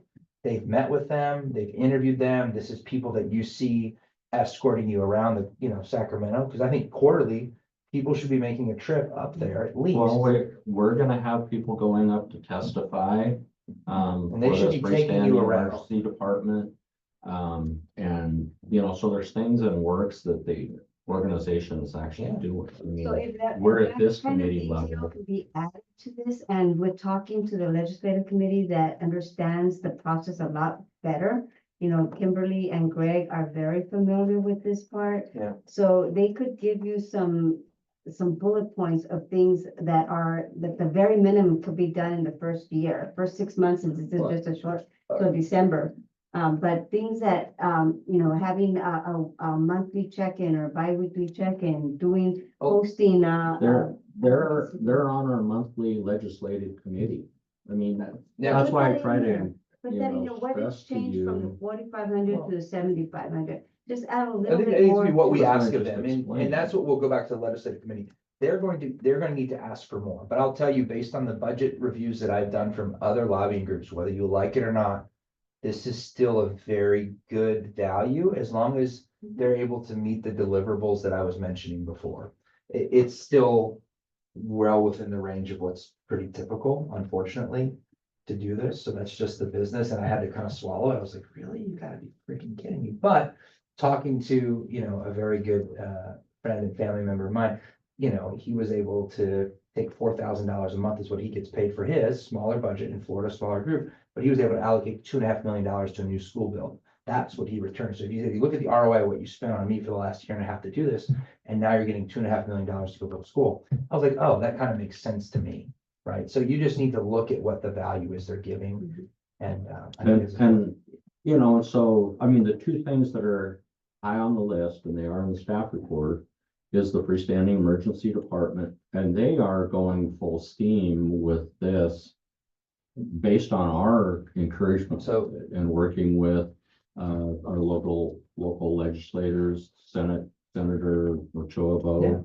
You know, we're attempting to work with Senator Padilla in the east, and you know, Kimberly is really excited about this. I mean, She's perfect hearing for this. her communicate during the committee meeting.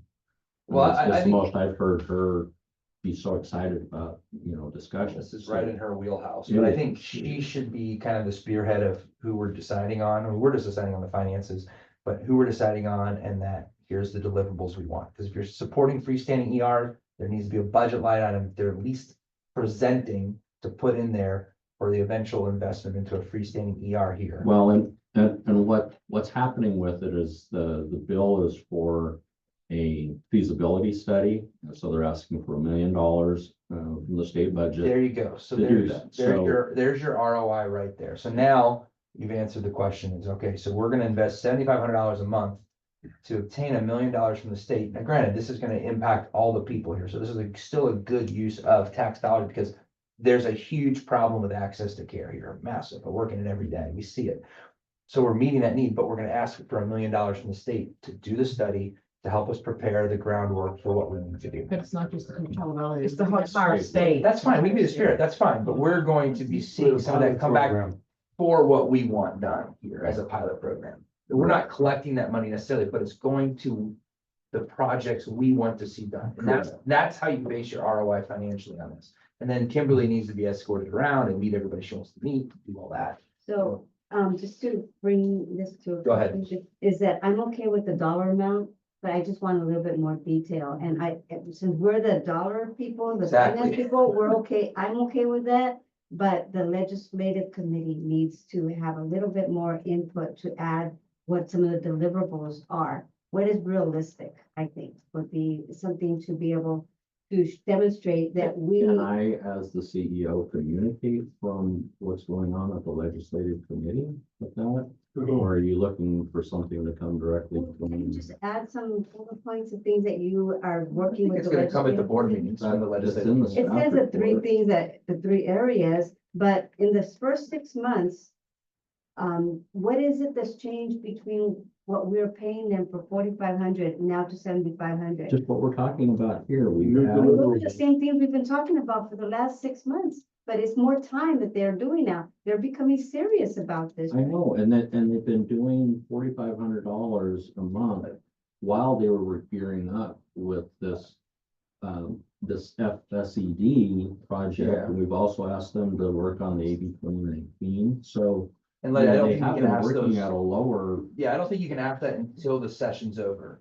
And then when the session's over, you can go back to them and say, hey, you didn't deliver on what you said you were on. You know, we paid So you you have more. to take them at their word and then You have do. them evaluate That- whether it's. And then actually we can. I'm sorry, but evaluate. that's, Okay. I know, I had to stomach it. I spent all last week because I grilled Eric about it over the phone.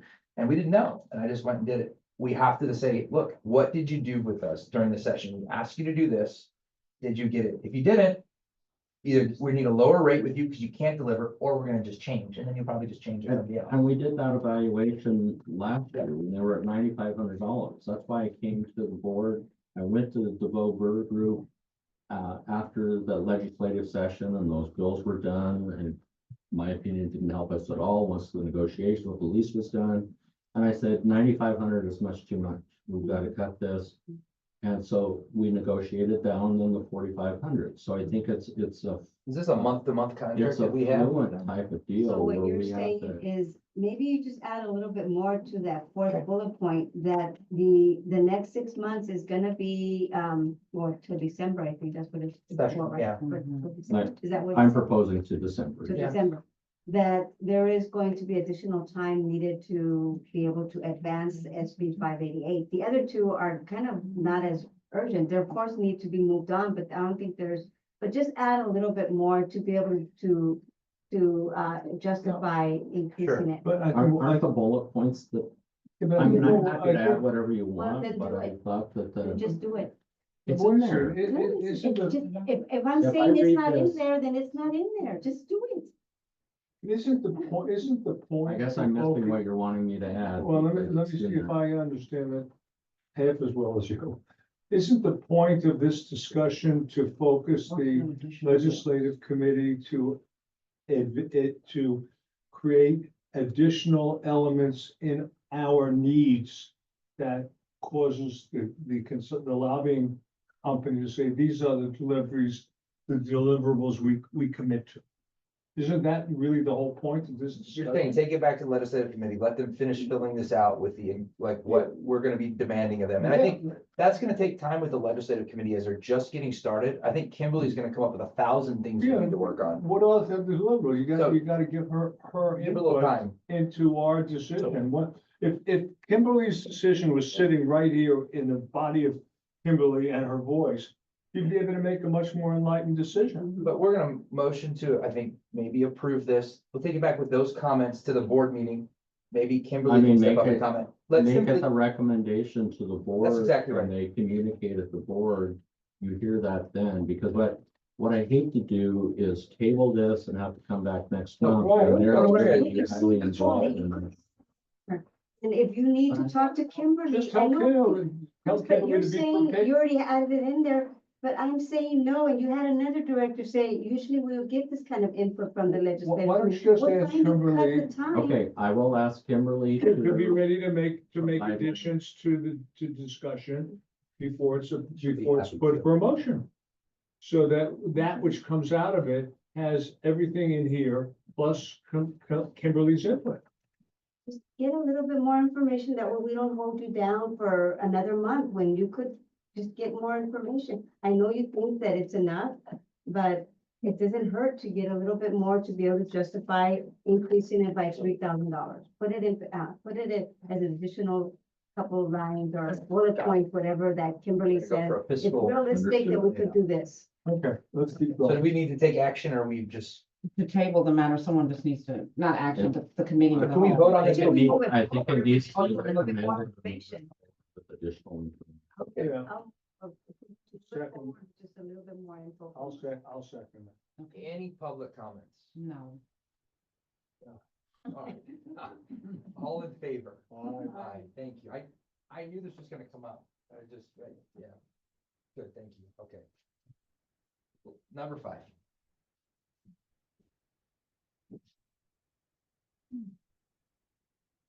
So the minutes will reflect that. Thank you. For the motion carried. Okay, so item number 5 is, The inaugural first, the media. yeah, I'm just getting to them. Okay, so in our marketing and communications department, we're always looking ways that at ways that we can create awareness for the healthcare district and foundation. And so Will, our communications and marketing director, has come up with a way to team with KSEQ, KESQ, and CUNA outlets. That is, they're hosting a one-day event that is going to promote many things related to healthcare. It's a Coachella Valley focused health festival and campaign. But it's on the campaign part of it, it's a 12-month process that will include multiple ways of media and public communication. And so there's, communications that will be done in English, Spanish with different TV stations, radio stations, etc. There'll be, it's in the packet, but there's, consisting of 930-second spots on platforms, 1-minute news segments per month, and several others that the total cost of this media package would be just under $50,000 at To us, $49,075. that's our cost? That's our cost. The value of that, if you were to look at the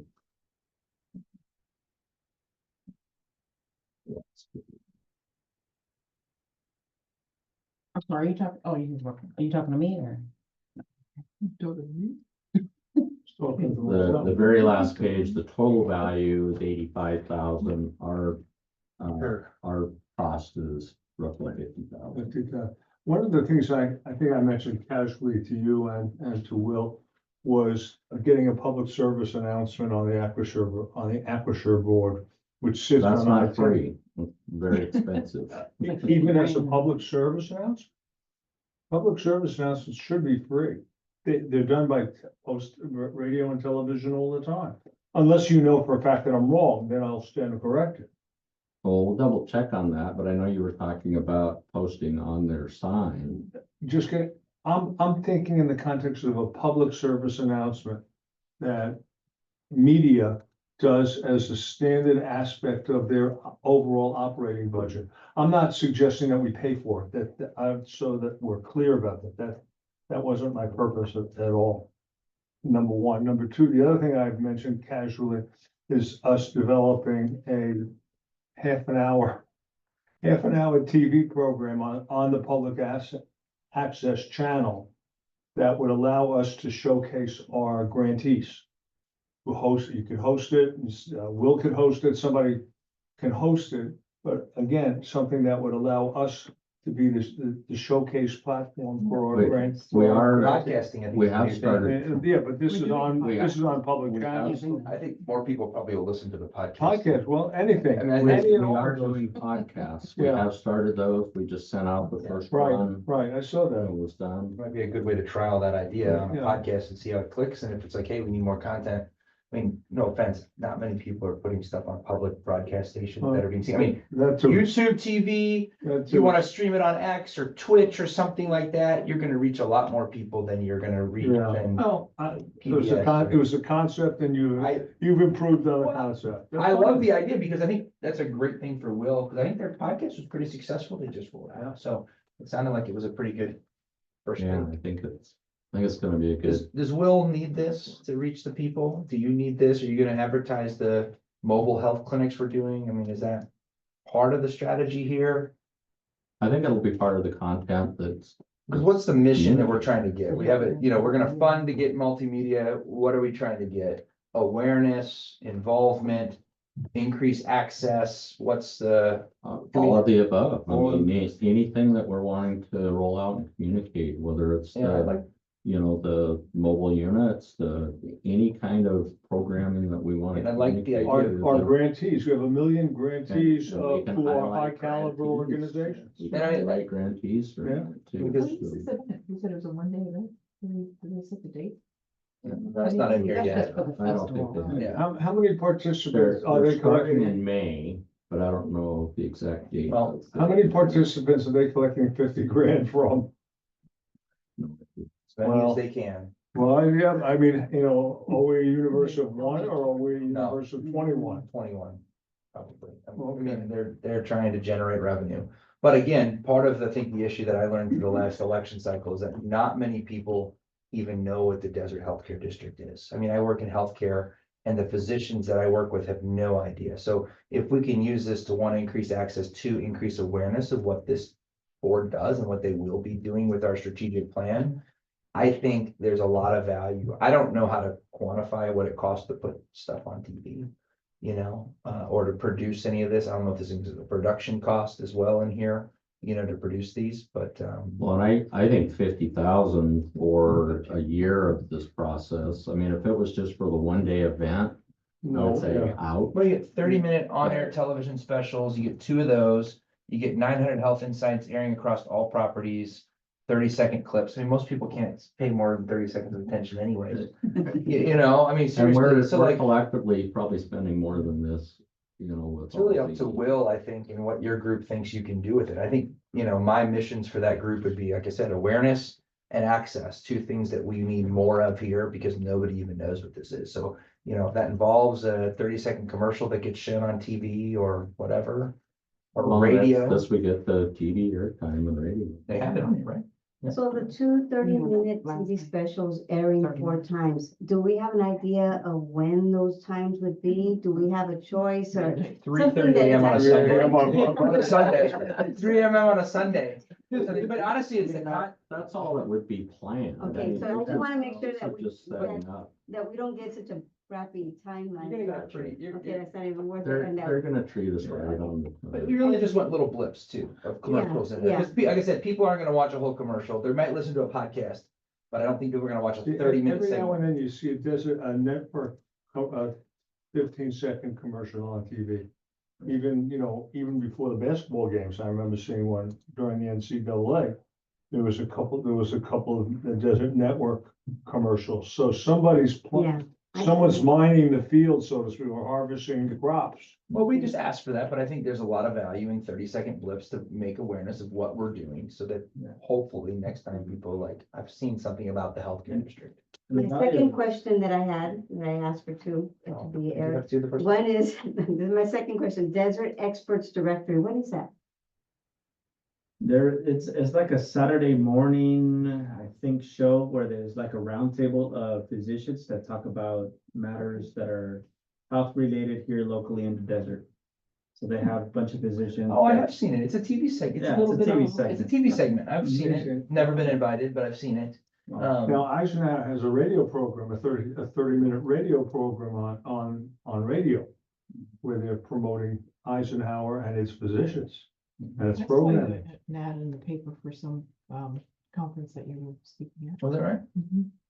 Well, they did have. But if you want to do Yeah. something really crazy, and this goes back to radio in the 80s and the 90s that used to run contests. The 7th caller wins a teddy bear. you know, and people would call up and that they use that as the Tickets, methodology yeah, tickets to to the determine bar. what the listenership was of that radio station, you know, they used to have contests, if you remember. They still do it. What? LA they do it. So there's gotta be things that can be given away that people would wanna,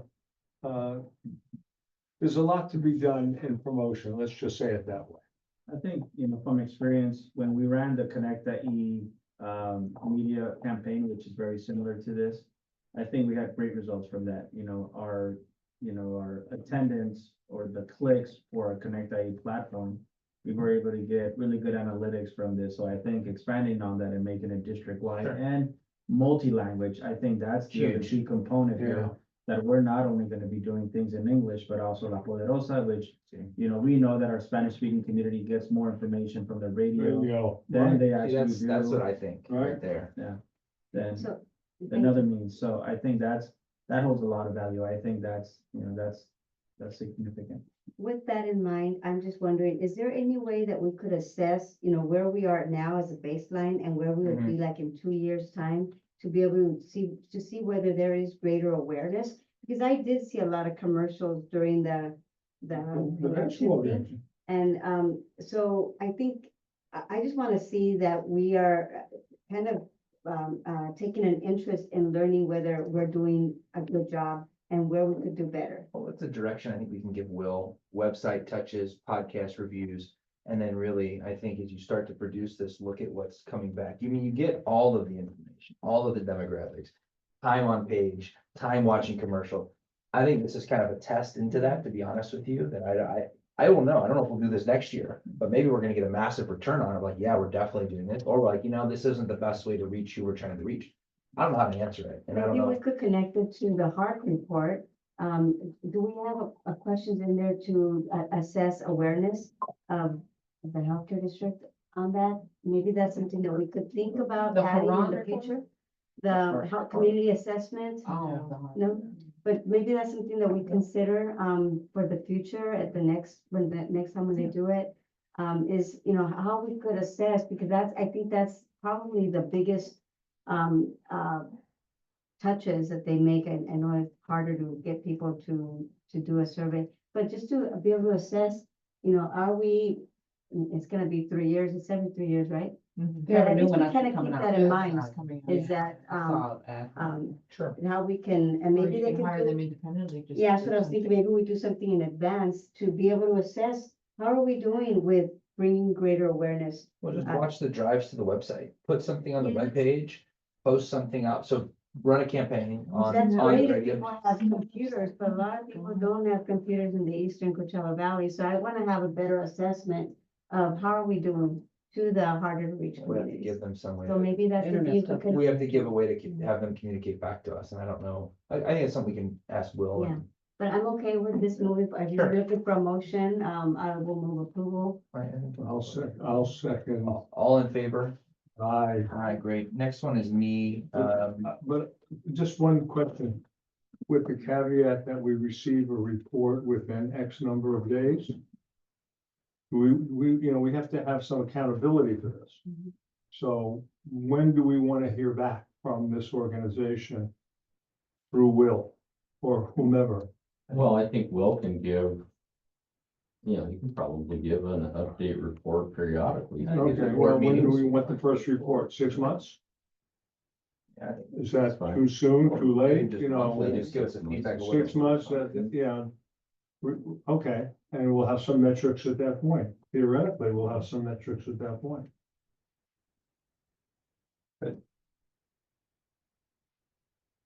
Last one is 6, just, brought this up because some things that were brought to my attention about opportunities to participate in some more healthcare associated real estate with some of the expansion that's going on out here. Things were brought to my attention about surgery centers and things that certain groups may need support on or funding on. I don't know. I think this is more of an information thing and more of a question and discussion to you. And the board members, is there an interest here? And I know we haven't been through strategic planning, but is there interest here in pursuing these type of investments? What's the eastern boundary of your district? Thermal? Is, the Imperial County. Yeah, way down The there. border of Imperial, inclusive, Riverside, inclusive of, Yeah, North Shore and, south of Salt. County line. is that virgin land or is that built up land? Virgin Land. It's virgin land, okay. I don't know, I like to use that word, undeveloped. Undeveloped, undeveloped. Unadulterated. Okay, touche. One of the things, and I decided that it would make sense to have the property, real estate from each of the current lease and the future lease. So that you can keep that in mind, because we have to consider what we can do for the lease. So Yeah. we can't do, we can't buy something, own and operate that is gonna compete with current business of For sure. Desert. Campixi City, yeah, Can't compete with operations of Desert Regional. Okay. Can't. okay. So the surgical center. Well, these are, Could be yeah. a problem. well, that group actually works there, but there's not. Anyways, Okay. that's a different connection, but yeah, correct. But That's if good. you went out to the boundary of the furthest most in, undeveloped land and built an urgent care center, and worked backwards towards us, there would be a de facto expansion of our catchment area, of our effective catchment area. Well, since Which we that's put- effective 2027. Yeah, Okay. I'm thinking beyond 2027. Right, but if you bought a piece of land at the far end, you know. Yep. So I think that this is great that you added on here, because that's something that we need to start talking about. Right. Part of, even before, during and after Well- strategic planning. I think that we definitely have to consider investing in land for the eastern regions. We talked about FQHCs. I'm thinking that we need to consider a hospital at some point in the future. And so that's discussion that I'm looking forward to in our strategic Yeah. planning.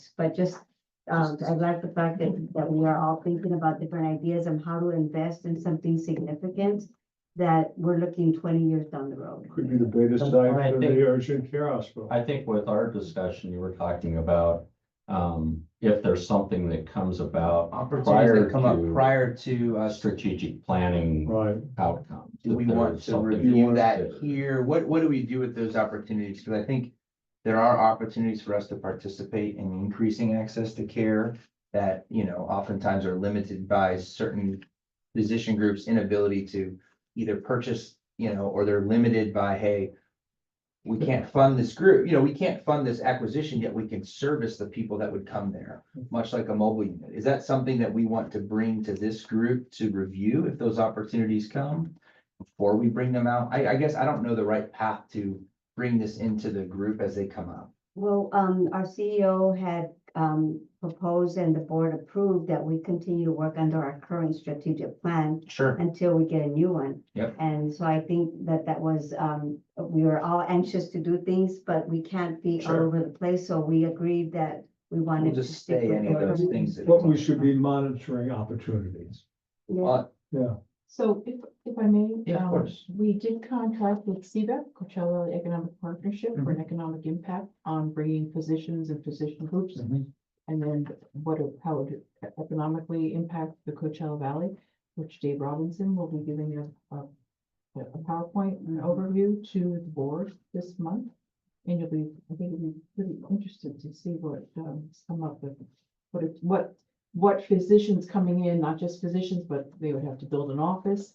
What the person office looks like, we'll have the economic impact, indirect, Yeah. direct, it's gonna be, I think. Pretty massive. I mean, I hear it every day where And I I think work. you'll be, and I think that would go with the strategic plan, and he's gonna overlay on at the very end, the boundary map that tenant put on the lease, and I guess I'd like to Right. just say, if people come to us with opportunities, do we want to review those at all, just to begin that process? Because I think the minute we say that we are looking to support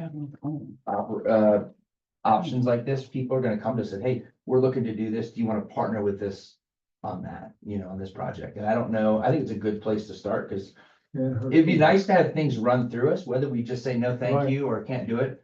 I would just like to have the ability, as these things come in, to review them, say, yes, we're interested in at least evaluating more, provide more information, or Think No, about thank the you. people who bought land in Palm Desert 20 years ago. Okay, just think about those So you people. talking to Dr. Nunziata? Okay. Yeah. So you gotta, so, you know, as long as we stay south of Blythe, you should be okay. No, but someday.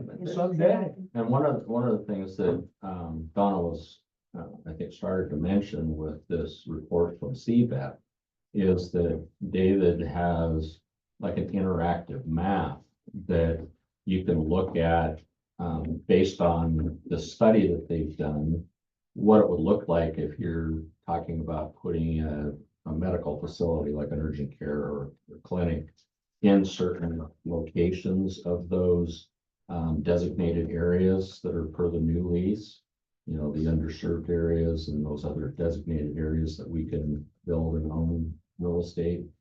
And what that kind of looks like for, I mean, it's got all kinds of levels of See, that'd be perfect for the strategic plan. population, how they would get there, 30 minutes, 20-minute drive, So etc. that'd be great for the strategic plan, but I think you have to go beyond the strategic plan. Well, right, but I mean, I think It's it's one of the literature reviews. too. more to, yeah, Yeah. So there. to enhance the strategic planning process and determine. Dr. Lodson, I think in answer to your question, my answer would be, I think we should always be willing to listen. Thank you. That's right, So that people Perfect. don't think that we Right, are not, right. That was exactly what I wanted to That's say. exactly Listen correct. and advise afterwards. I don't want to shut Yeah. them out before they come to the yeah, because committee. I don't want them to think that we're not here to listen and to. Thank you. That was pretty much exactly what I was looking for. All right. Any further comments?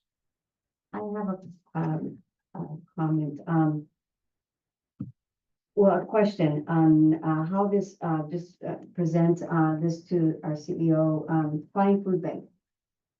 That's the only one so far that I've read and, about the impact for the federal dollars coming. I know that Debbie, you know, she was quoted as saying is that we'll figure it out, but I know we have a grant with them. So is there any, I thought we did, I remember, no, okay, I was. We haven't. We have in the past. Okay. Yeah, we have. Oh, okay, because I remember she did present a few years ago and she was actually the CEO, so it hasn't been too ancient. But is that something that we should consider having a I know we can't, I don't know how we go about doing it, but I know, the very least, they have a telethon coming on. But they already had it, oh, okay, this past weekend, okay. But I don't know, I'm just thinking, they serve seniors, they serve a lot of facilities, so I'm just wondering, how, It's over 100 agencies. so. That was my comment. I guess so- my thought is I believe that we can communicate with them to apply for a grant. And then we can consider it in the circumstances. I mean, it's not within our current strategic high priority goals, but under the circumstances, I think it's up to the board to consider. So I'll just leave that up to you to figure out how, what you think is appropriate, but I just, that was when I saw that, I thought. I think anybody can apply for a grant. It might be something they can reach out to. Yeah. Correct. Thank For the you. grant process. Thank you for that. No more comments, then I move to adjourn the meeting. So moved. Thank you. Now let's get the Let's work. just roll through the foundation very quickly. I'm going to open up the meeting with a call to order for the Desert Healthcare Foundation Finance, Legal Admission, and Real Estate Committee. It's a little late. It's 17/13 on Tuesday, April 8th, 2025. I have a call to order here for this meeting to start. May I have an approval of the agenda? So moved. Second. All in favor? Aye. Great. Meeting minutes approval from last month? So moved. Second. Okay. Aye. All in favor, say aye. Aye. All the comments, at this time, comments from the audience may be made on items not listed on the agenda that are of public interest and within the subject matter's jurisdiction of the, up the front. That's okay. The committee has a policy of limiting speakers to not more than 3 minutes. Committee cannot take action on items not listed on the agenda. Public input may be offered on an agenda item when it comes up for discussion. CEO report, anything, Chris? None at this time. Thank you. All right, quick summary on the financial report, Eric. Yep. We are looking on page 8. Yep. Income or Yes, the income I was going to highlight here, we are up 28,000 in gifts and contributions. Which line item is this? This is so, Keep going. with our new one, we don't Oh, have, it's Keep not. going, keep going. No, okay. It would be at the very beginning, the second Oh, page then from the beginning. I'm sorry, I if you're got that one, talking yeah. Just on So the the. profit and loss, is that what it Yes, is? there, Okay, yes. thank you. So just noting a couple items, 28K up for gifts and contributions, which is primarily due to the renewal of the Connect IE agreement for 2025. And then we're up about 13K in the low royalty requests. We are up in investments, but they have had a little bit of drop since the prior month. And so again, similar to the discussions on the current market, that is subject to change. Thank you. We can go to the deposits page, please, would be the next item I would note. There we go. So the thing I just wanted to note here, we've got the very top 49,251 was the first deposit from Inland Southern California 2-in-1, which we've been referring to as the United Way grant. So we did receive that, but I do want to note grant since been canceled, which we'll detail later in this agenda. The final invoice was submitted already for the grant in its entirety, which was total expenses of 69,691 of what was awarded in the short time we had to address it. So Did we get reimbursed everything that we expensed? we haven't gotten anything beyond that first payment just yet, but we only submitted that final report on Wednesday, the second last Wednesday. So it's a very short turnaround on that element. Then the last one, let me see what report this was. Oh, it's that maybe, oh, there we go, perfect. So on this page, there was one on the Coachella Valley Pharmacy payment. I just wanted to note regarding that. So during our US aging vaccination events, there were individuals who didn't have insurance coverage, received COVID-19, flu, and other vaccines at the events. So to avoid turning away Coachella Valley residents, some of those costs were reimbursed to the Coachella Valley Pharmacy, and that's what that 12,500 was. This was related to the closure of the Bridge Access Program, which had subsidized the cost of the COVID-19 vaccines for uninsured community residents, which stopped in fall of 2024. And so this element was budgeted expense under our budget expense line for the work of the Coachella Valley Equity Collaborative. The last item I had is just going to the last two grant schedules. So the first one, the last two pages of the packet here. Keep going. Okay, I was just. Right there. So the total grant and the highlighted there in yellow. So our total available grant budget is slightly less than last month. I just wanted to note that because we did have one grant that completed that had just under 7,000 in unexpended funds. So that's why it's up just slightly from the prior month. And then on the following page is On that page before you move on, Donna, what I have here was that we still had 15,162 for the homelessness. We didn't have any takers when you went out asking them during the cold weather if there was any needs. I thought It's still being expended, Oh, so okay. some of it is just paid out over time. Okay. They weren't like one-time payments. So what we'll note here, there's the two columns related to that row. So the column on the left, right in the middle of the screen that shows that 15,162, that's what we have remaining in grant. But the next one, uncommitted, all of it's been committed, which is due to the board Okay, acting, so that some of Thank that's you. for outreach and some of that's for materials. That's great.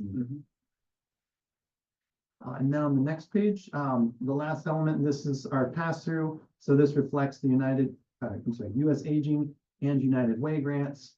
In this case, the US Aging, or they both had the original expiration dates of 3/31. The US Aging, they did give us an extension for another month to utilize the remainder of the 9,500. And so Sergio, Alejandro, Belén, the team there, they're working on utilizing those funds this month just to get that spent down within the allowable activities. And then Do we actually think they're gonna stick to that dollar amount? Or they're not gonna, it's federal dollars, right? Yeah. They haven't been recalled. They initially did send out an email, saying that they were concerned about, the administration, the current administration's actions, to recall some grant funds, but then we received an email 2 weeks later saying that they were not, asked to, or any funding was not I You know, it remember- was the remainder of this month, so if they did cut it off. Yeah, it's a little bit money, but I remember when I was coming in to work either yesterday morning or this morning, that I remember the NPR was saying that all COVID, the federal government had notified all agencies that there were not any more COVID dollars. Yeah. Don't count on it. And the amended way was related to that, but with the US aging, let me know if I'm off on it anyway, that wasn't just COVID. It covered Okay. other sorts of COVID vaccines, that was just part of. Are we leaving a gap in the, and this goes into probably your next comment in other matters, but are we leaving a gap in our healthcare needs out here with access or COVID stuff that we need to back up, or is this US aging grant?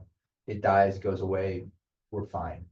I think right currently there is not a high interest in COVID anymore. I will say that, we did have an amazing, turnout for flu, RSV, Yeah. and shingles vaccines, especially with our older adults. So I think that could potentially be something that we want to continue as a district, and I think that will be part of strategic planning. We want to continue these kind of vaccination clinics utilizing our own resources, or still continue to seek resources through US Aging and other entities at the federal, state or even local governments to see if there's opportunities for us to, partner or even apply for grant funds to continue some of these activities through our medical mobile clinics, which were potentially, the ones that were providing the vaccines along with our partner with CV Pharmacy, who is just amazing.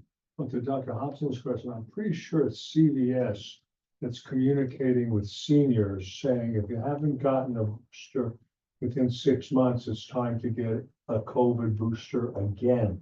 Correct. So there may indeed be a gap in what we're providing, even though you're right, there's a diminished awareness or a sensitivity to it. I mean, I'm not sure the data Find a way supports to boosting more. gin but- up the community to get at least senior people into the next set of Yeah. booster shots. And we can pay attention to what's going So I on think and we should bring do that that. for I Yeah, think- because consideration. if CVS is doing it, that means there's money involved, or there's funding involved, let's just say it that Yeah, I way. think if there's a need and people can't get it, we obviously want to meet the need. I think the data on that is a different discussion, but I don't think it supports like continuing to boost. But if there are people in the community that can't get it, I think we should be available for that. That was the purpose of the grant, so. So what about measles?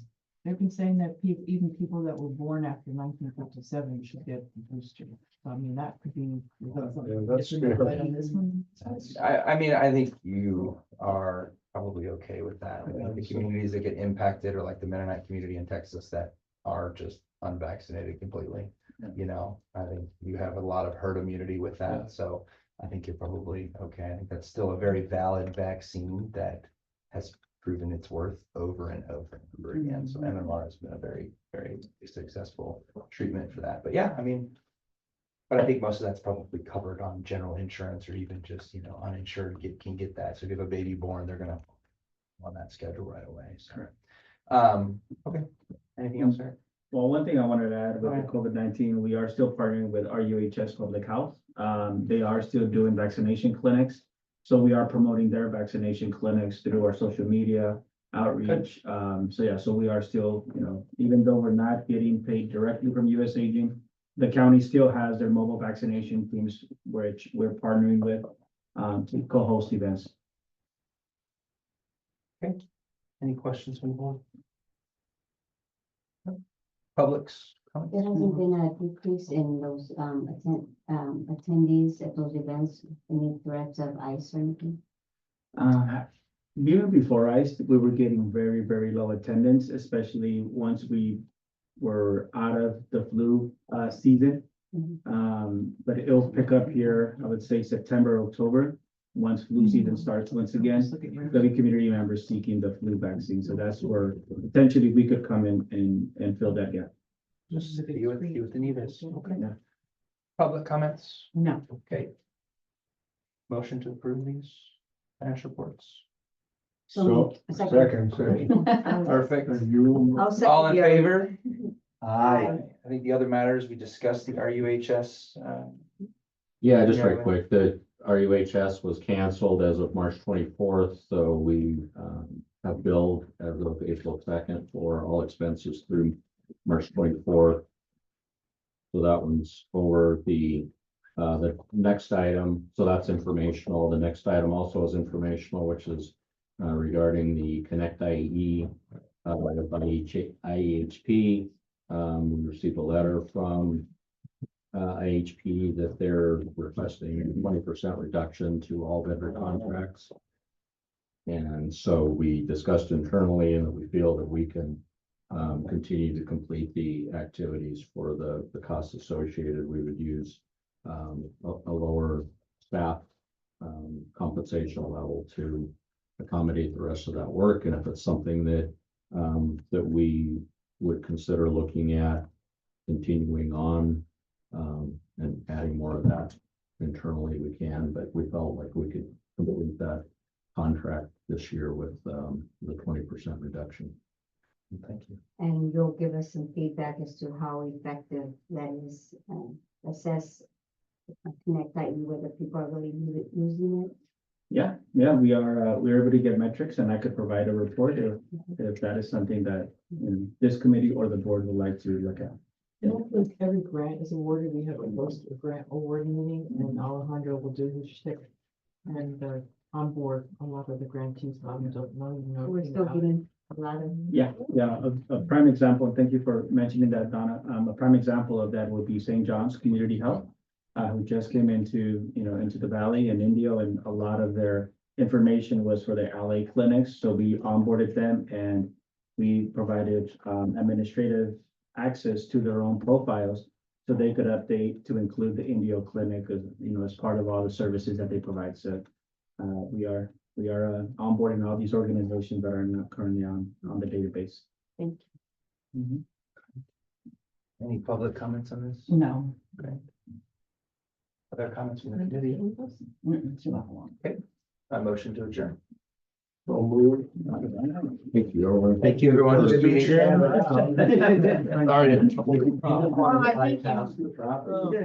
Okay. You get extra points, hey, Kate. I want to chat a little bit. Okay, actually, I found an old business card. It's not